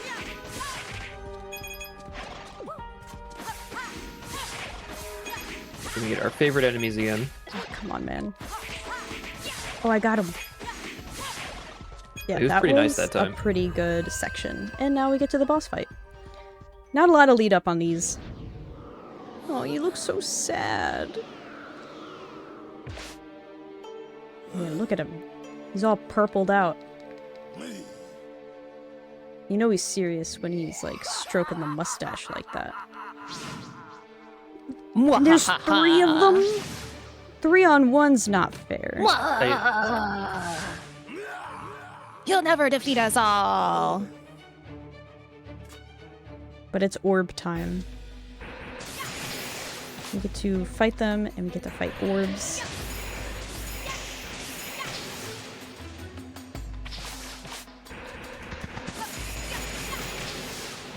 That one almost got messed up.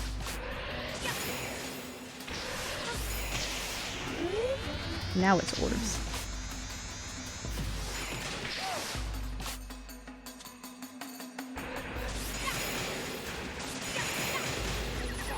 Yeah, this one goes on for quite a while. Yeah, just a little bit. But that one's done. Now we just have to do the other two.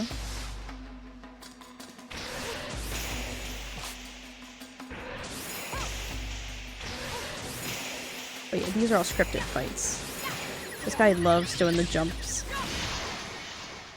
Alright. I feel like the intent of these sections was to feel kind of like a 2D Yeah. fighting game, but they kind of strike me more like a WarioWare minigame.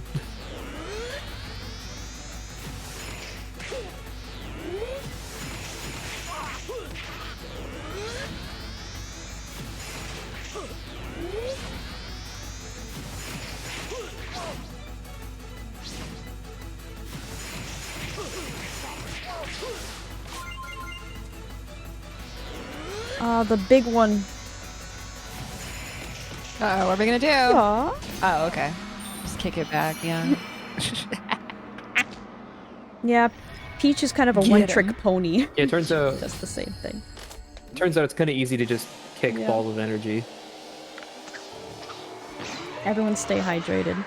Uh-oh. We gotta stay hydrated during this boss fight. Whoops.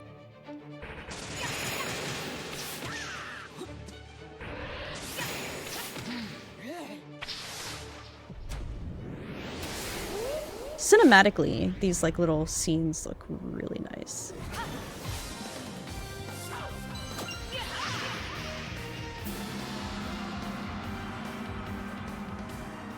And he's finally done Yeah, once he and for all. donezo. No more orbs for you. Yeah, all these levels are supposed to be kind of the like finales for these plays, right? So it makes sense that they're very cinematic, very Very dramatic. simple. The longest levels are Detective and Baker because of their lack of movement abilities. So we're about to go into Oh boy, Baker so we're about to 3. go on to Detective right now.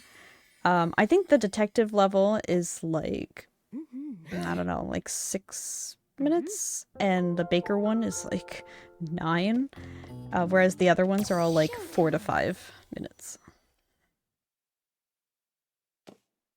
We're gonna meet back up with our old friend Yeah, Junior, Junior. I wonder how he's doing. who's been very trustworthy so far. Junior. Junior with the bomb. Remember when Junior had a bomb? Well, Cece has donated $10 towards that Watch the Cutscenes incentive for RZ and says, I can't wait to bomb some legally distinct dodongos. And we only need $50 more to unlock that. So we don't have time. Maybe just like an hour and a half or so. Yeah. Yeah, I Help really us want to out. see that. Yeah, we gotta get that incentive net. Alright, this guy's sus. It's not an RZ marathon run Exactly. without cutscenes. Honestly. Yeah, so we needed to call him out in order to get through that door.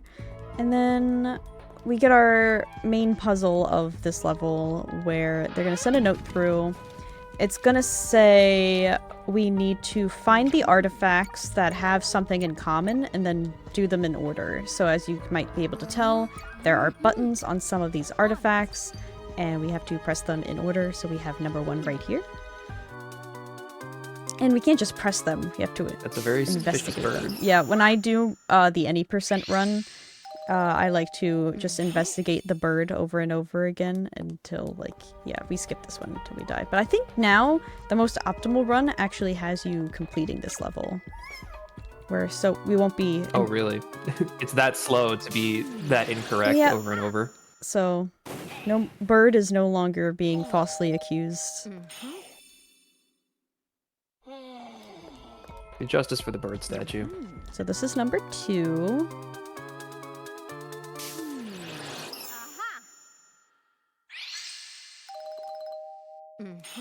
And then number 3 is in this next room where the puzzle is we need to get all of the statues facing the same way as the ones behind them.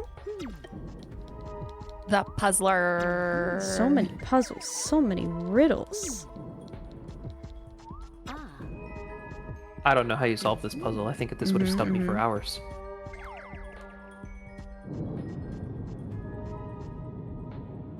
So yeah, there's the hidden number 3. And then number 4 is back in the room that we came from. There's only 4 of them. And then the door will open.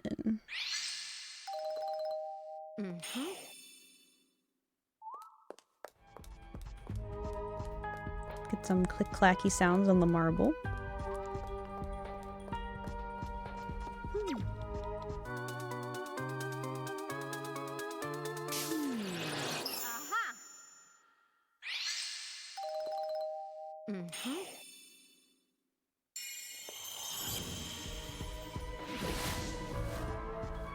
And then we are also given another puzzle in this next room where we are going to be presented with Junior first. And it's like, oh, it's Junior. And what's funny doing up there? is this game, when they want you to notice something, they highlight it in yellow. And so when Junior's like, it is I, that is highlighted in yellow, the I, which is already like very sus. So yeah, now we have these detectives and we have to figure out which one's which, and it's always going to be this one, so. How are you supposed to know it's this one? I actually was never clear on this. It's because he says, I don't have to tell you anything.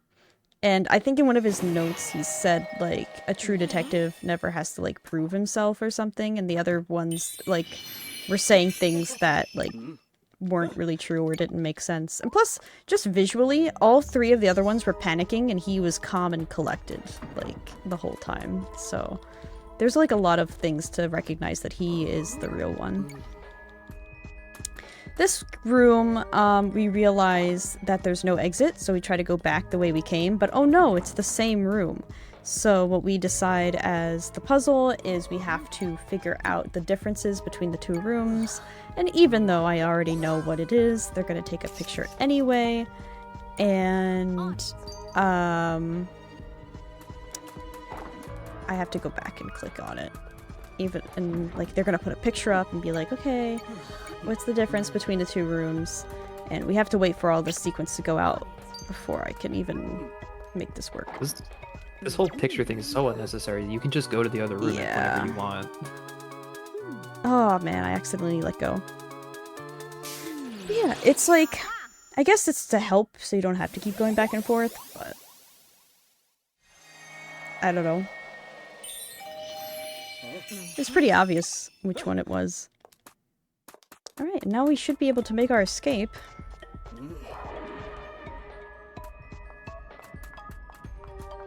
Yep, it's time to get out of here.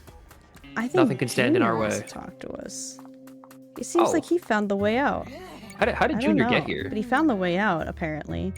And so the detective is feeling unsure about Junior here. So he gives him like a little interrogation asking him, like, how early should you show up to an event? And like, what do you think of Madame Grape? And what's your favorite color? I think it's funny that he asks, when should you show up to an event? And his answer is exactly on time. And that's considered suspicious. Yeah.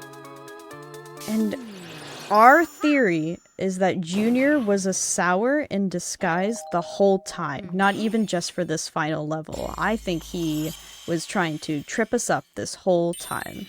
But that's just... I mean, let's put our tinfoil hat on here. I mean, he dropped the bomb. Right. Right? And he was hiding... That really didn't look like an He was hiding, accident. waiting for us in the very first level. Like, he was expecting us to come around. Case closed. Exactly. He was leading And us the through cops whole wouldn't let him in the time. museum. So, probably for good reason. Despite the fact that he was a detective. And worked for the main detective, supposedly. So, that's the end of the detective saga.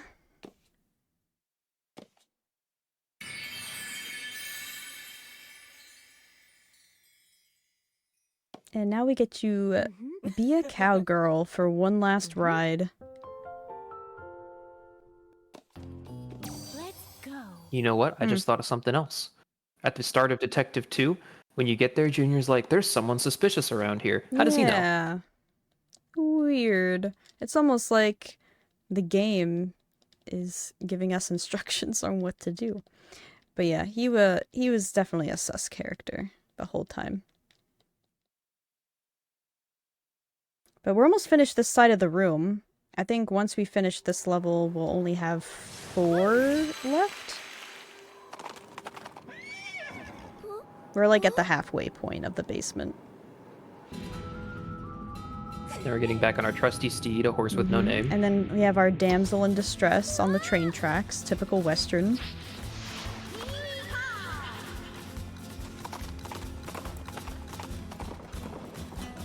And we're fighting off that train again. But I like this level in particular because we're in this void and they utilize that and play with that a little bit where they'll have like the train like riding off the side on like random rails in the void. So I think that's pretty cool. Yeah, all the basement levels are very cool thematically. I did miss a sparkle gem, but I don't think that matters. I usually always have a ton left over by the end of the game.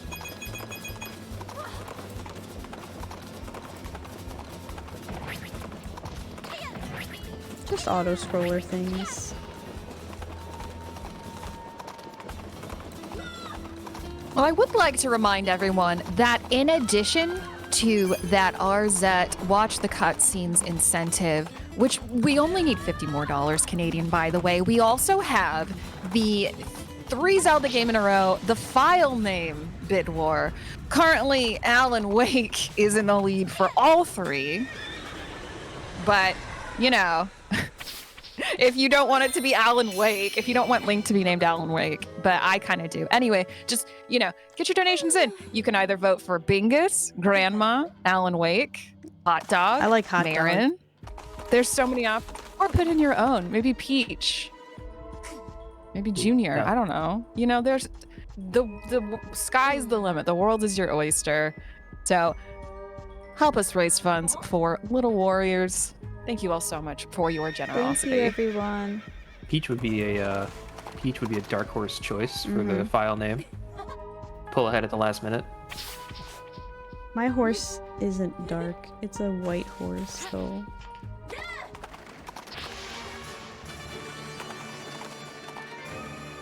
Yeehaw! Yeehaw! Whale sharks. Whale shark. Whale sharks.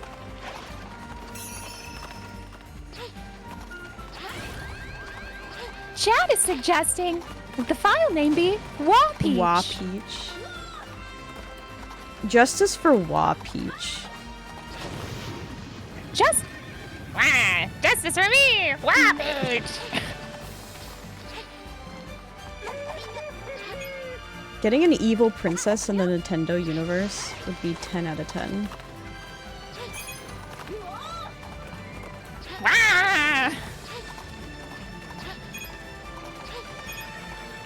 Yeah. We are continuing our, like, look at the train. It's like on its side. I think that's just so neat that they're playing with the environment like that. I've never Really? noticed that, actually. I thought that was like the first thing I noticed with this because it was really neat. Everything's like all over the place. It's like if people remember the early 2000s live action Cat in the Hat movie where the house gets all messed up and like this is what that world kind of reminds me of. We're really hitting all the obscure I'm references sorry. today. I have so many. My head is full of them. So we can get a sparkle gem here by making sure that the train never hits any of our carts.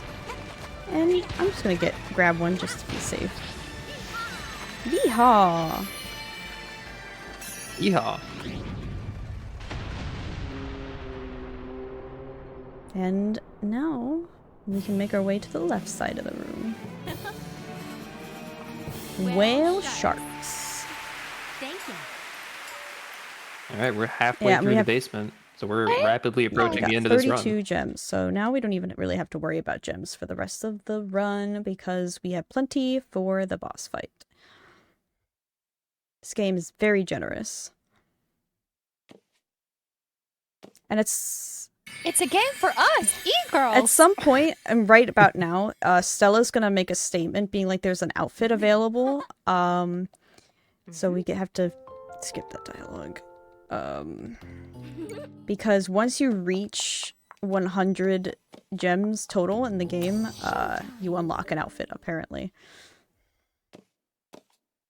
It took me forever to realize why she would sometimes just interject with that in the basement until, like, I figured out, like, what the trigger was for that. So now we're on the last ninja level. There's a little bit of strat here that we're going to be implementing at the beginning. Thankfully, this is probably the easiest Yeah, ninja because level. it's short.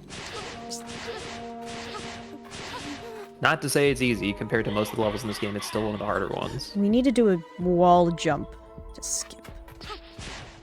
Oh, goodness me. Good start. Because there's like an invisible wall here, so I can't like go around the corner like I want to. So we landed on that platform fine. And then we want to do that. So even though he caught us, because we went through that animation sequence to kill, like, the main boss guy, it's not gonna trigger the reset for the guy who caught us that was on the right. We just needed to make sure we killed the guy in the red armor. So that wasn't actually too bad, besides me getting caught in the beginning there. But other... No, besides that, it was clean. great. It was perfect. One of my cleanest, I would say.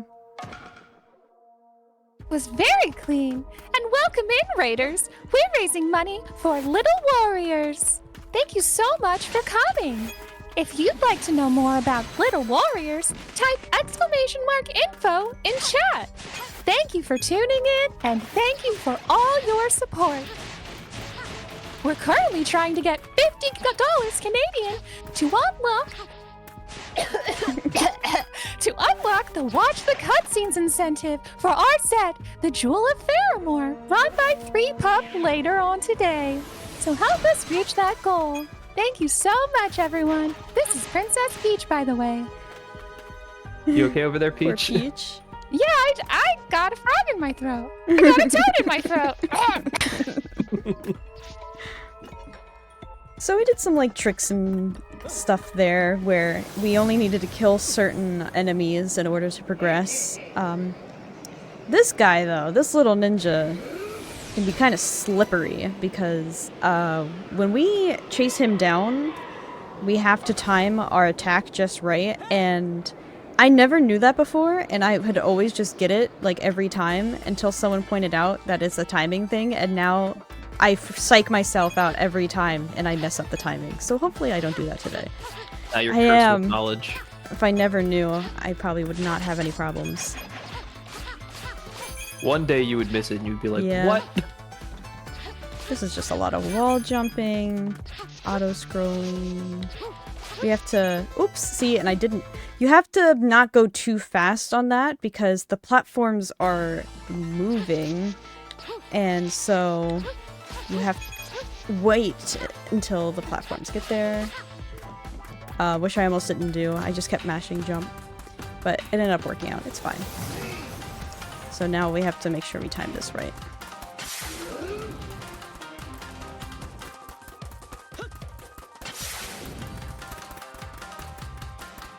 Because right now, I'm not moving at all. And yet, the game is like, you're going too fast. And it, like, moves me back, which is weird. It's like, you're the one controlling me. But we got that the first try, so yay. It's done. Thank you. Alright, that's the last No of more Ninja. ninjas. Ninja wasn't too mean to you this Ninja run. actually was very nice. And so I think now the rest is Skate, then Baker, then Thief. And Skate's not too bad, now that we got rid of the RNG element.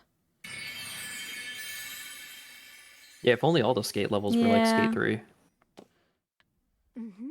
Unless you're like me and accidentally do too many moves and then fall off a ledge.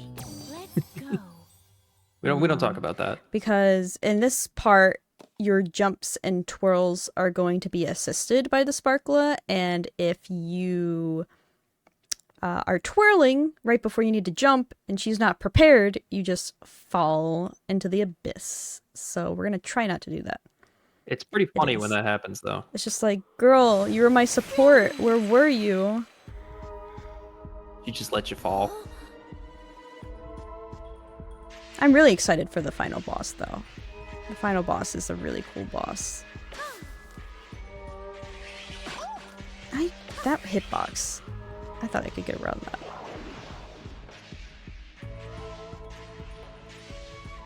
It's hard to be perfect in 3.5 hours of a run. She's gonna take some hits every once in a while. Look at those emotes.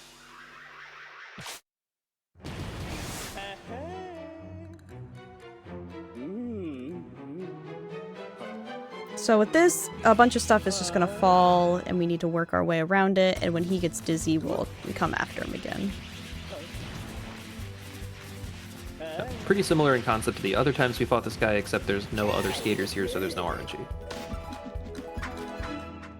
Yeah, now we just need to do our moves to free the Sparkla. Every time we do a correct move, a crystal goes away, and there's only 2 cycles for this.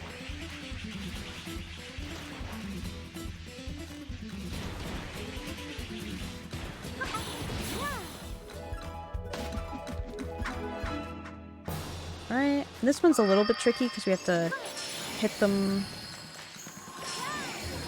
before they fade away, and we managed to do that just fine.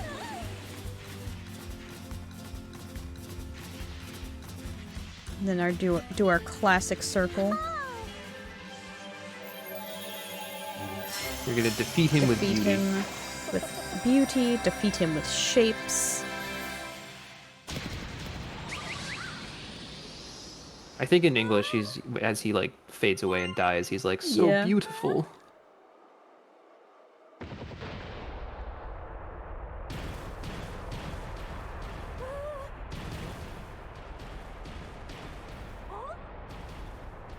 So now we have to make our escape while the whole world is falling apart.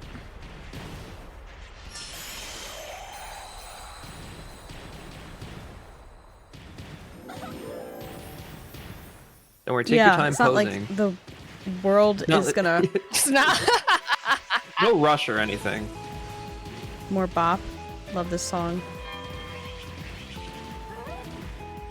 So yeah, we're only gonna use the twirl when needed. I'm not going to overuse it because of, like I said, there's like a jump coming up here, so we want to make sure that she's prepared. Yeah, so if you're already in an animation, you'll just skate right by the Sparkla and fall off the ledge. And it is hilarious. Hopefully we're not going to see that here.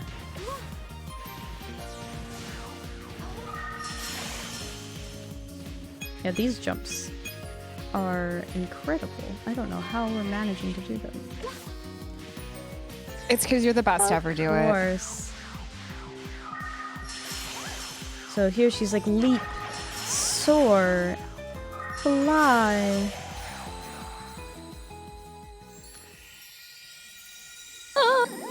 And that is the end of Skate. Now it's time to bake a fancy cake, or whatever the kids say. Alright, this is probably the longest level in There's the a lot of game, yapping, right? and can't really read the dialogue. Hey, if you need somebody to counteract that, yeah, Yes, I'm here. share anything that you got going on. Well, hi, it's me, Sweet Peeps. That was Princess Peach earlier, and I Sweet Peeps, want to let everybody know that we are only $50 away from that Watch the Cutscenes incentive for RZ, the Jewel of Faramore, and 3Pup just is jazzed as heck to share those cutscenes with all of you. And like I said, we only need $50 more Canadian. We do not have a lot of time. This run is pretty close to ending, and then there's only about a half hour after that before our Zet. So please get those donations in. Let's cook while Peach is cooking on getting these donations in. Yeah, we're probably only looking at about 20 minutes left in this run. At most. Yeah. So yeah, time is running out. Time is running out. And we also have a new incentive open for the cat hide and seek minigame in Twilight Princess Randomizer. Wolf Link must find and talk to all the kitty cats of the Hidden Village. That is priced at $300, and that's a little bit later today. But again, let's hit that $250 incentive for watching the cutscenes for RZ, the Jewel of Faramore. And if you donate, when you donate, I will read your donation in my voice, but I will also hand it off to Princess Peach, who will read it in her voice. No, she's here, guys. She is here. Actually here. Yeah. So yeah, first we get to do Bake Challenge with the cake decorating, and again, like Baker 2, we can't just not decorate the cake. So we have to get it right each time, because now we're in a race with the Sparkla, who has been taken over by the evil boss. this always happens. Where, like, half of them don't register. Yep. Very finicky as usual. What is going on What is here? happening? What are you There doing, were Cake? so many blobs there, game. And I think that Don't be that cringe, means Cake. that they won this one, but, like, it usually doesn't matter who wins.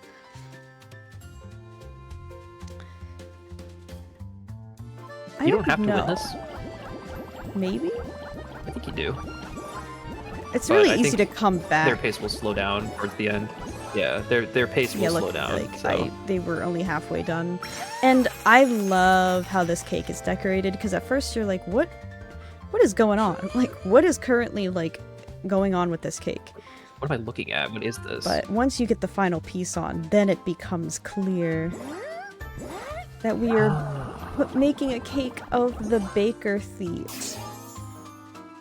It is so cute. It has like her little like sleeves Ew, ew. and tie and her hat. I like the icing texture on it. And then yeah, we have some time here because we won, and then she's gonna get angry and then eat our cake and then realize that she's been cured, and then we have to work together to escape. He's like, no, you can't just win because it looks good. It has to taste good. And then it's so delicious that she becomes Yeah, but it's unpossessed. like we didn't bake it. That's me when I eat something after I'm hangry. We didn't bake this cake. We only So true. decorated it. Yeah, we have no control over how it tastes. I don't know the quality of the ingredients in this universe.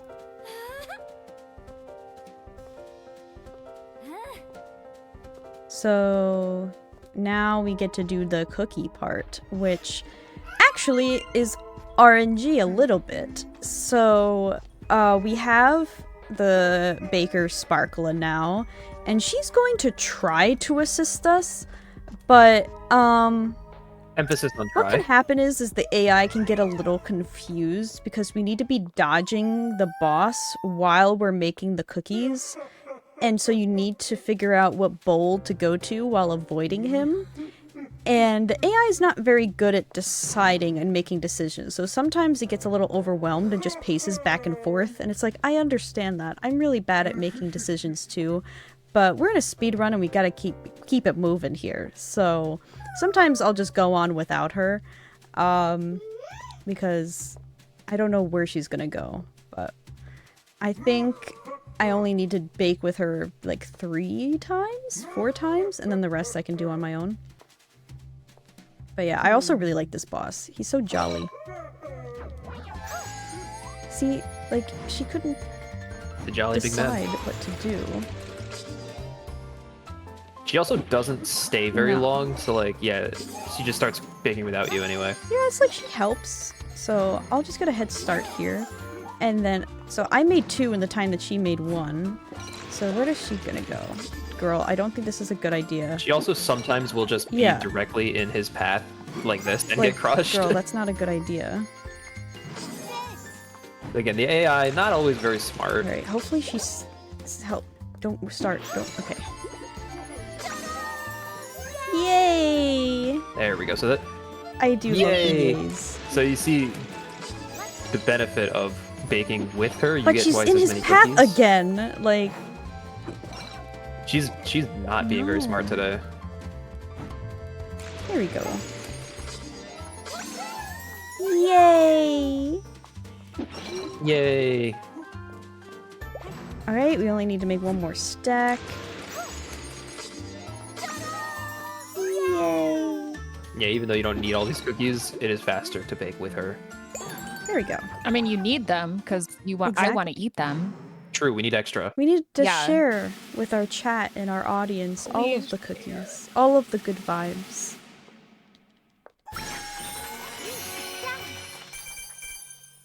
And then we're going to see a familiar pattern here. He's going to say, no, it's not just that they look good, they Right. have to taste good. And again, we don't have a lot of control over how they Well, taste. actually, in this case, But apparently mix they them taste up, really good. you know, we bake them technically. I mean, there's no oven involved. They're just raw cookies. Yet, you make a good point. Oh, We I'd cook them love with to eat some the raw pure cookie heat already. generated by Right. friction. Magic.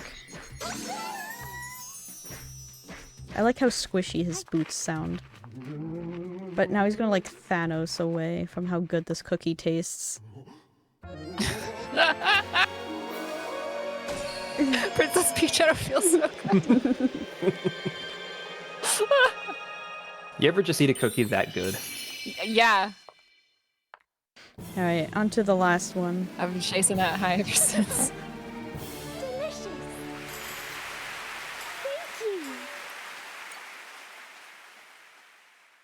Now we just get to be dashing and also a thief. Before we reach the final boss.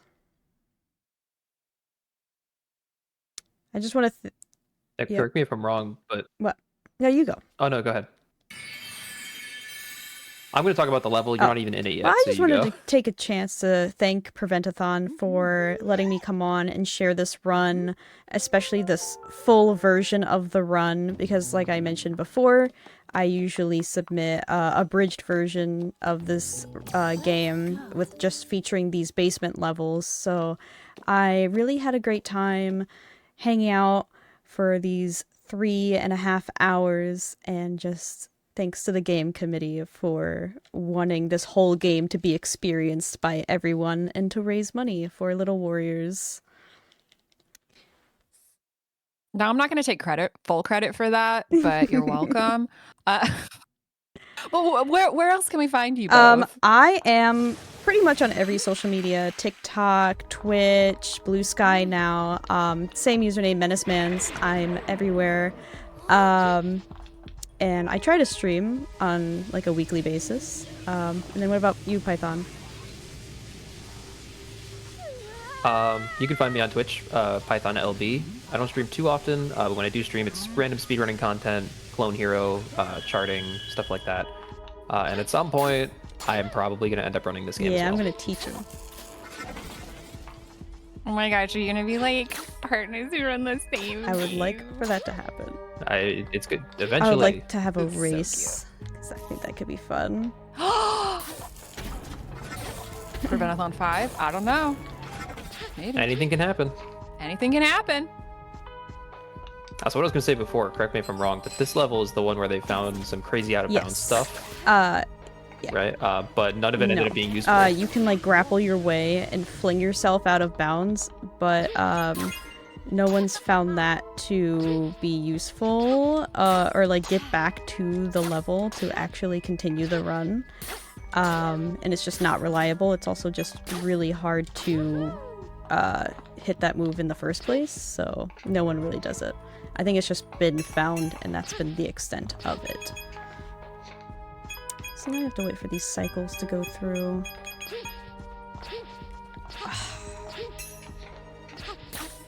I like to get that, well, the first time it comes around. So yeah, we're trying to free him. We have 4 rooms we need to go in to unlock his cage.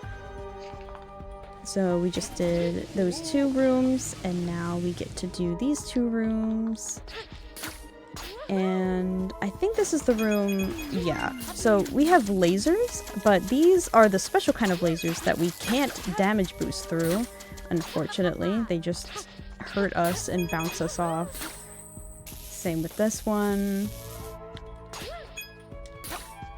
Oh, that was a long grapple. Appreciate it though, or else I would have fell.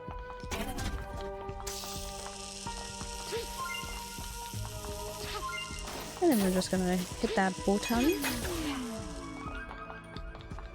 And then we only have 1 more room here.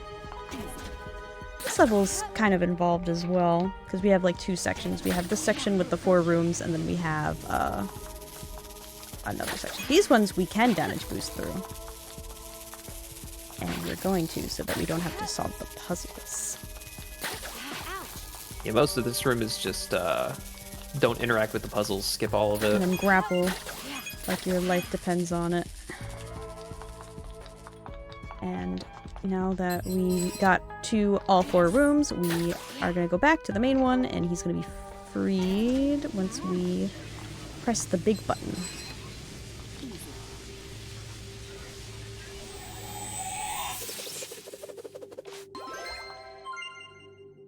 Yay. Yeah, and then we have to make our great escape, I think is what he says here.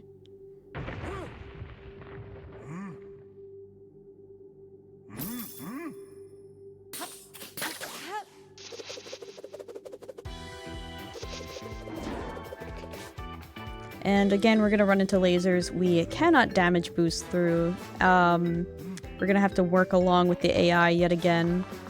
Do some collaborative work. So I'm stuck on my end. He's gonna jump up and free me. And then the same's gonna happen with him.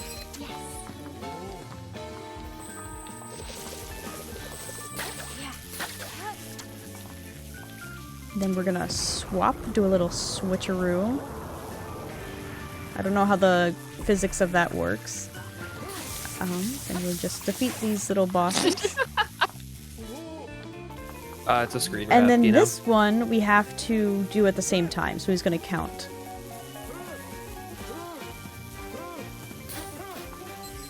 I don't know why it did that. And then here we can cycle skip by just grappling through the lasers. Sometimes, like, that we didn't even damage boost there, it's just that we did it so fast through grappling that it didn't even register that we went through lasers. So that was nice. It's always nice to get that. Sometimes it does recognize we hit a laser and then just bounces us off and shoots us into the void. So it's always nice when we can just zip right through there. And then we get to glide off into the sunset.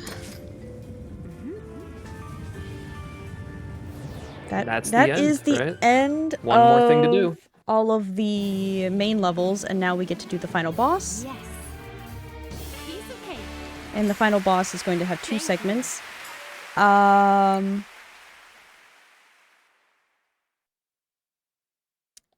trying to think. Python, do you think the flashing lights is mainly in the second half or the first half? Do you think we should just put it up for the whole boss fight? Yeah, better let's safe just do than that. sorry. For this upcoming boss fight, we can put the flashing lights warning. Because it can get a little crazy.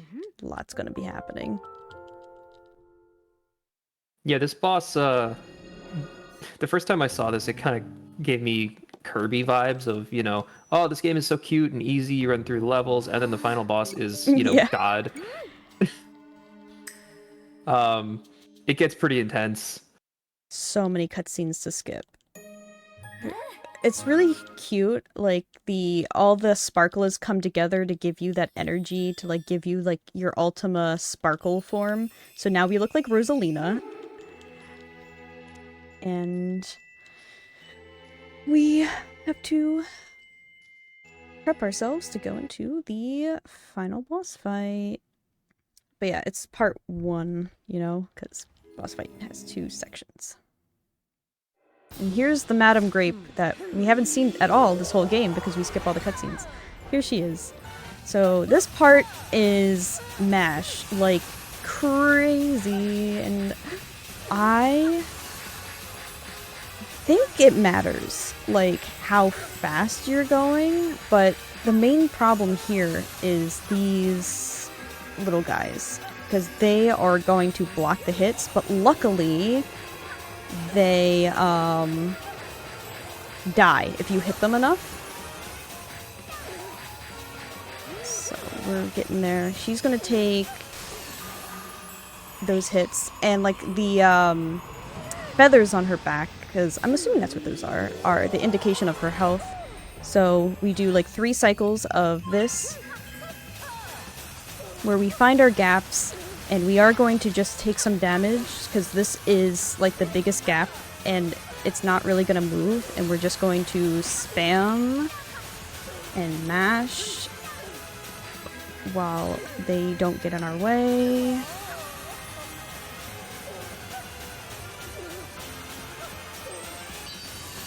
And I'm going to try... I wanted to try to avoid the train there, but alas. Come on now. There we go. Almost there. There we go. So this is the last phase of the first part. And luckily we get some hearts.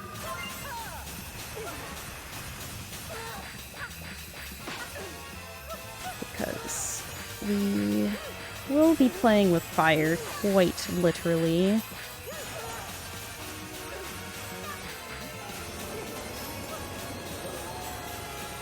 Just gotta avoid these boxes.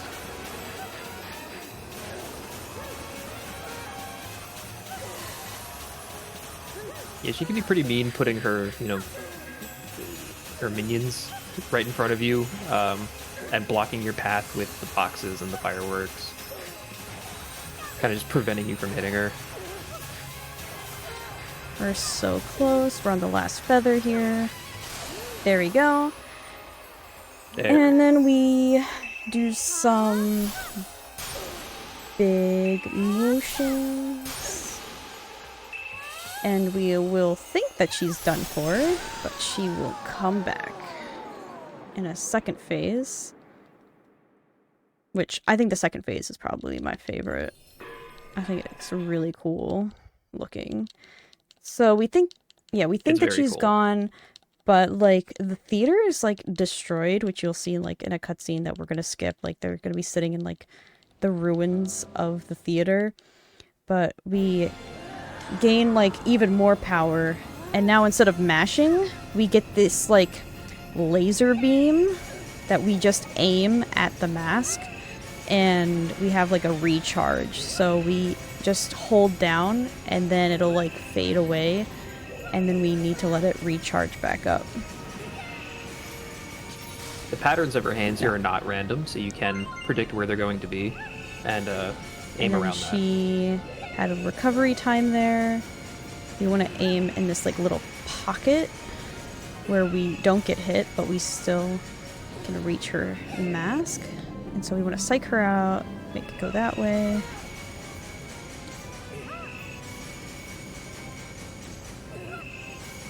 She doesn't even do too much. I think we need just, like, yeah, I knew we just need, like, one more there. And then this will be the last phase. She's gonna shoot her own lasers. We're gonna try our best to, like, aim between them and not get hit, which we managed to do.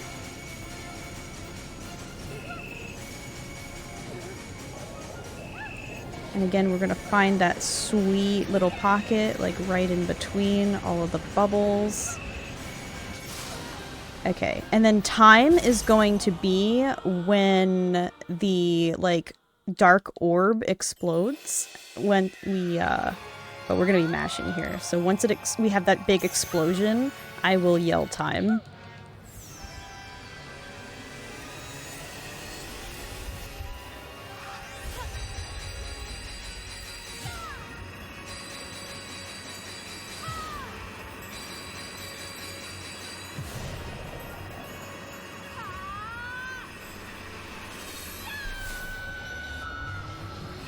And Time!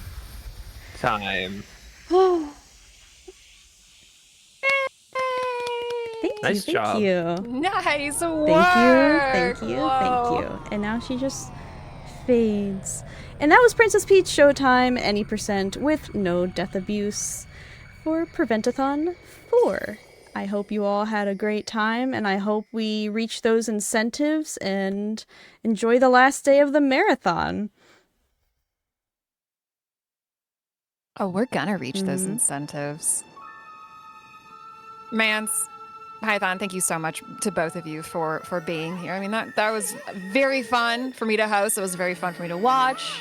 I love this game. It's so amazing, cute. yeah. It's amazing. And speaking of those incentives, that's right. We do still need $50 more for that RZ Jewel of Theramore Watch the Cutscenes incentive. And I asked 3Pup, can you give me a few reasons why folks should help us out? Well, 3Pup says, there's lots of funny horse and corn puns in the cutscenes. And there's also lesbians. And that's why you should donate. 3Pup, those are excellent words from you to God's ears, to the chat's ears. So type !donate, and when you donate, please make sure you click the little button there at the bottom to actually add the incentive. I've made the mistake before of accidentally not adding the incentive. Because it's a little confusing. But yes, we only need $50 more to reach that Watch the Cutscenes incentive for Arzette, the Jewel of Faramore. We don't have a lot of time. We've got less than an hour before we get there. So let's make it happen. Let's make it happen. Let's make it happen. All right. Well, thank you, Prevent-A-Thon, Thank for having you. us.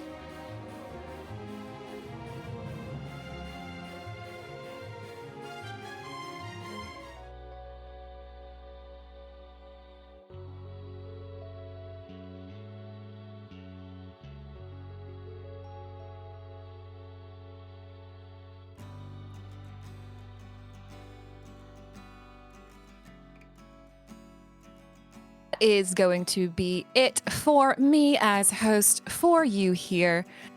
Thank you all so much for sticking around for us on this last day of Prevent-A-Thon 4. We have hit $2,430 out of the $3,379 we need for that bonus game unlock. So let's keep those donations rolling, rocking and rolling for that last $50 needed for that Arzette incentive. My name is Sweet Peeps, and I'm going to leave you in the excellent hands of the neighbor of the beast, my dear friend, Satan herself. Right after this ad where everybody's going to hydrate, stretch, do their best, I'm proud of you. Stick around.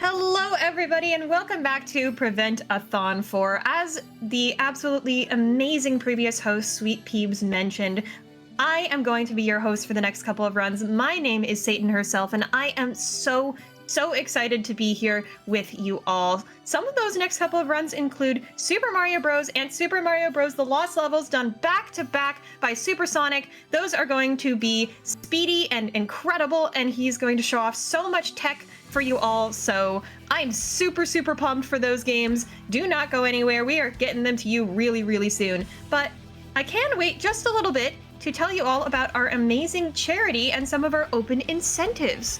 So first of all, who are we here benefiting? We are here benefiting Little Warriors, who is a national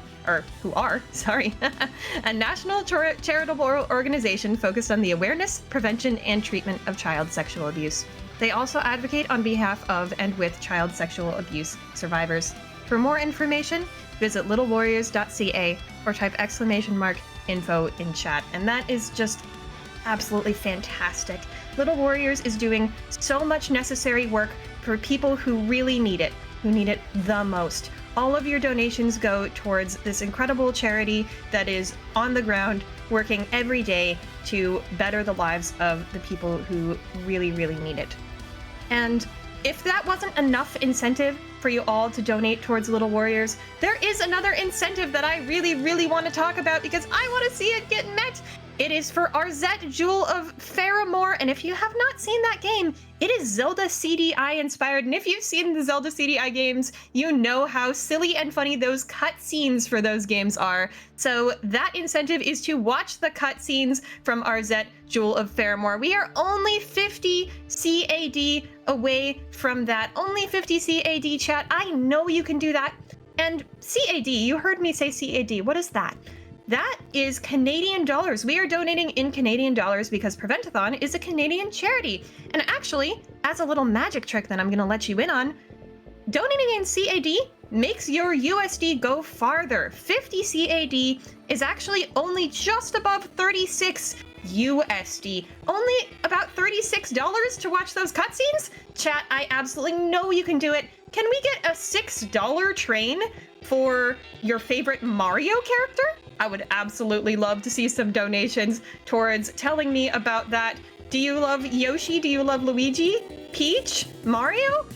Bowser? Waluigi? Tell me about your undying love for Waluigi in your donations, please. And remember when you donate to scroll down to those incentives and click that cutscenes upgrade incentive. That will also add about 15 minutes to our clock. So that is incredible. We want 15 more minutes on the marathon. We want more Prevent-A-Thon. So please get those donations in. Let's do it. We are also so close to $2,500 on the marathon. So I want to race toward that goal as soon as we can as well. Also remind y'all that there are 3 open bid wars for the Zelda game later. So if you want to put your donation towards that, you absolutely can as well. And you can even split your donations by clicking multiple donation incentives under the incentives tab when you donate. So all of that is absolutely fantastic. We are having such a great time here at Prevent-A-Thon today. I cannot wait for the next run, which is almost ready. Don't go anywhere.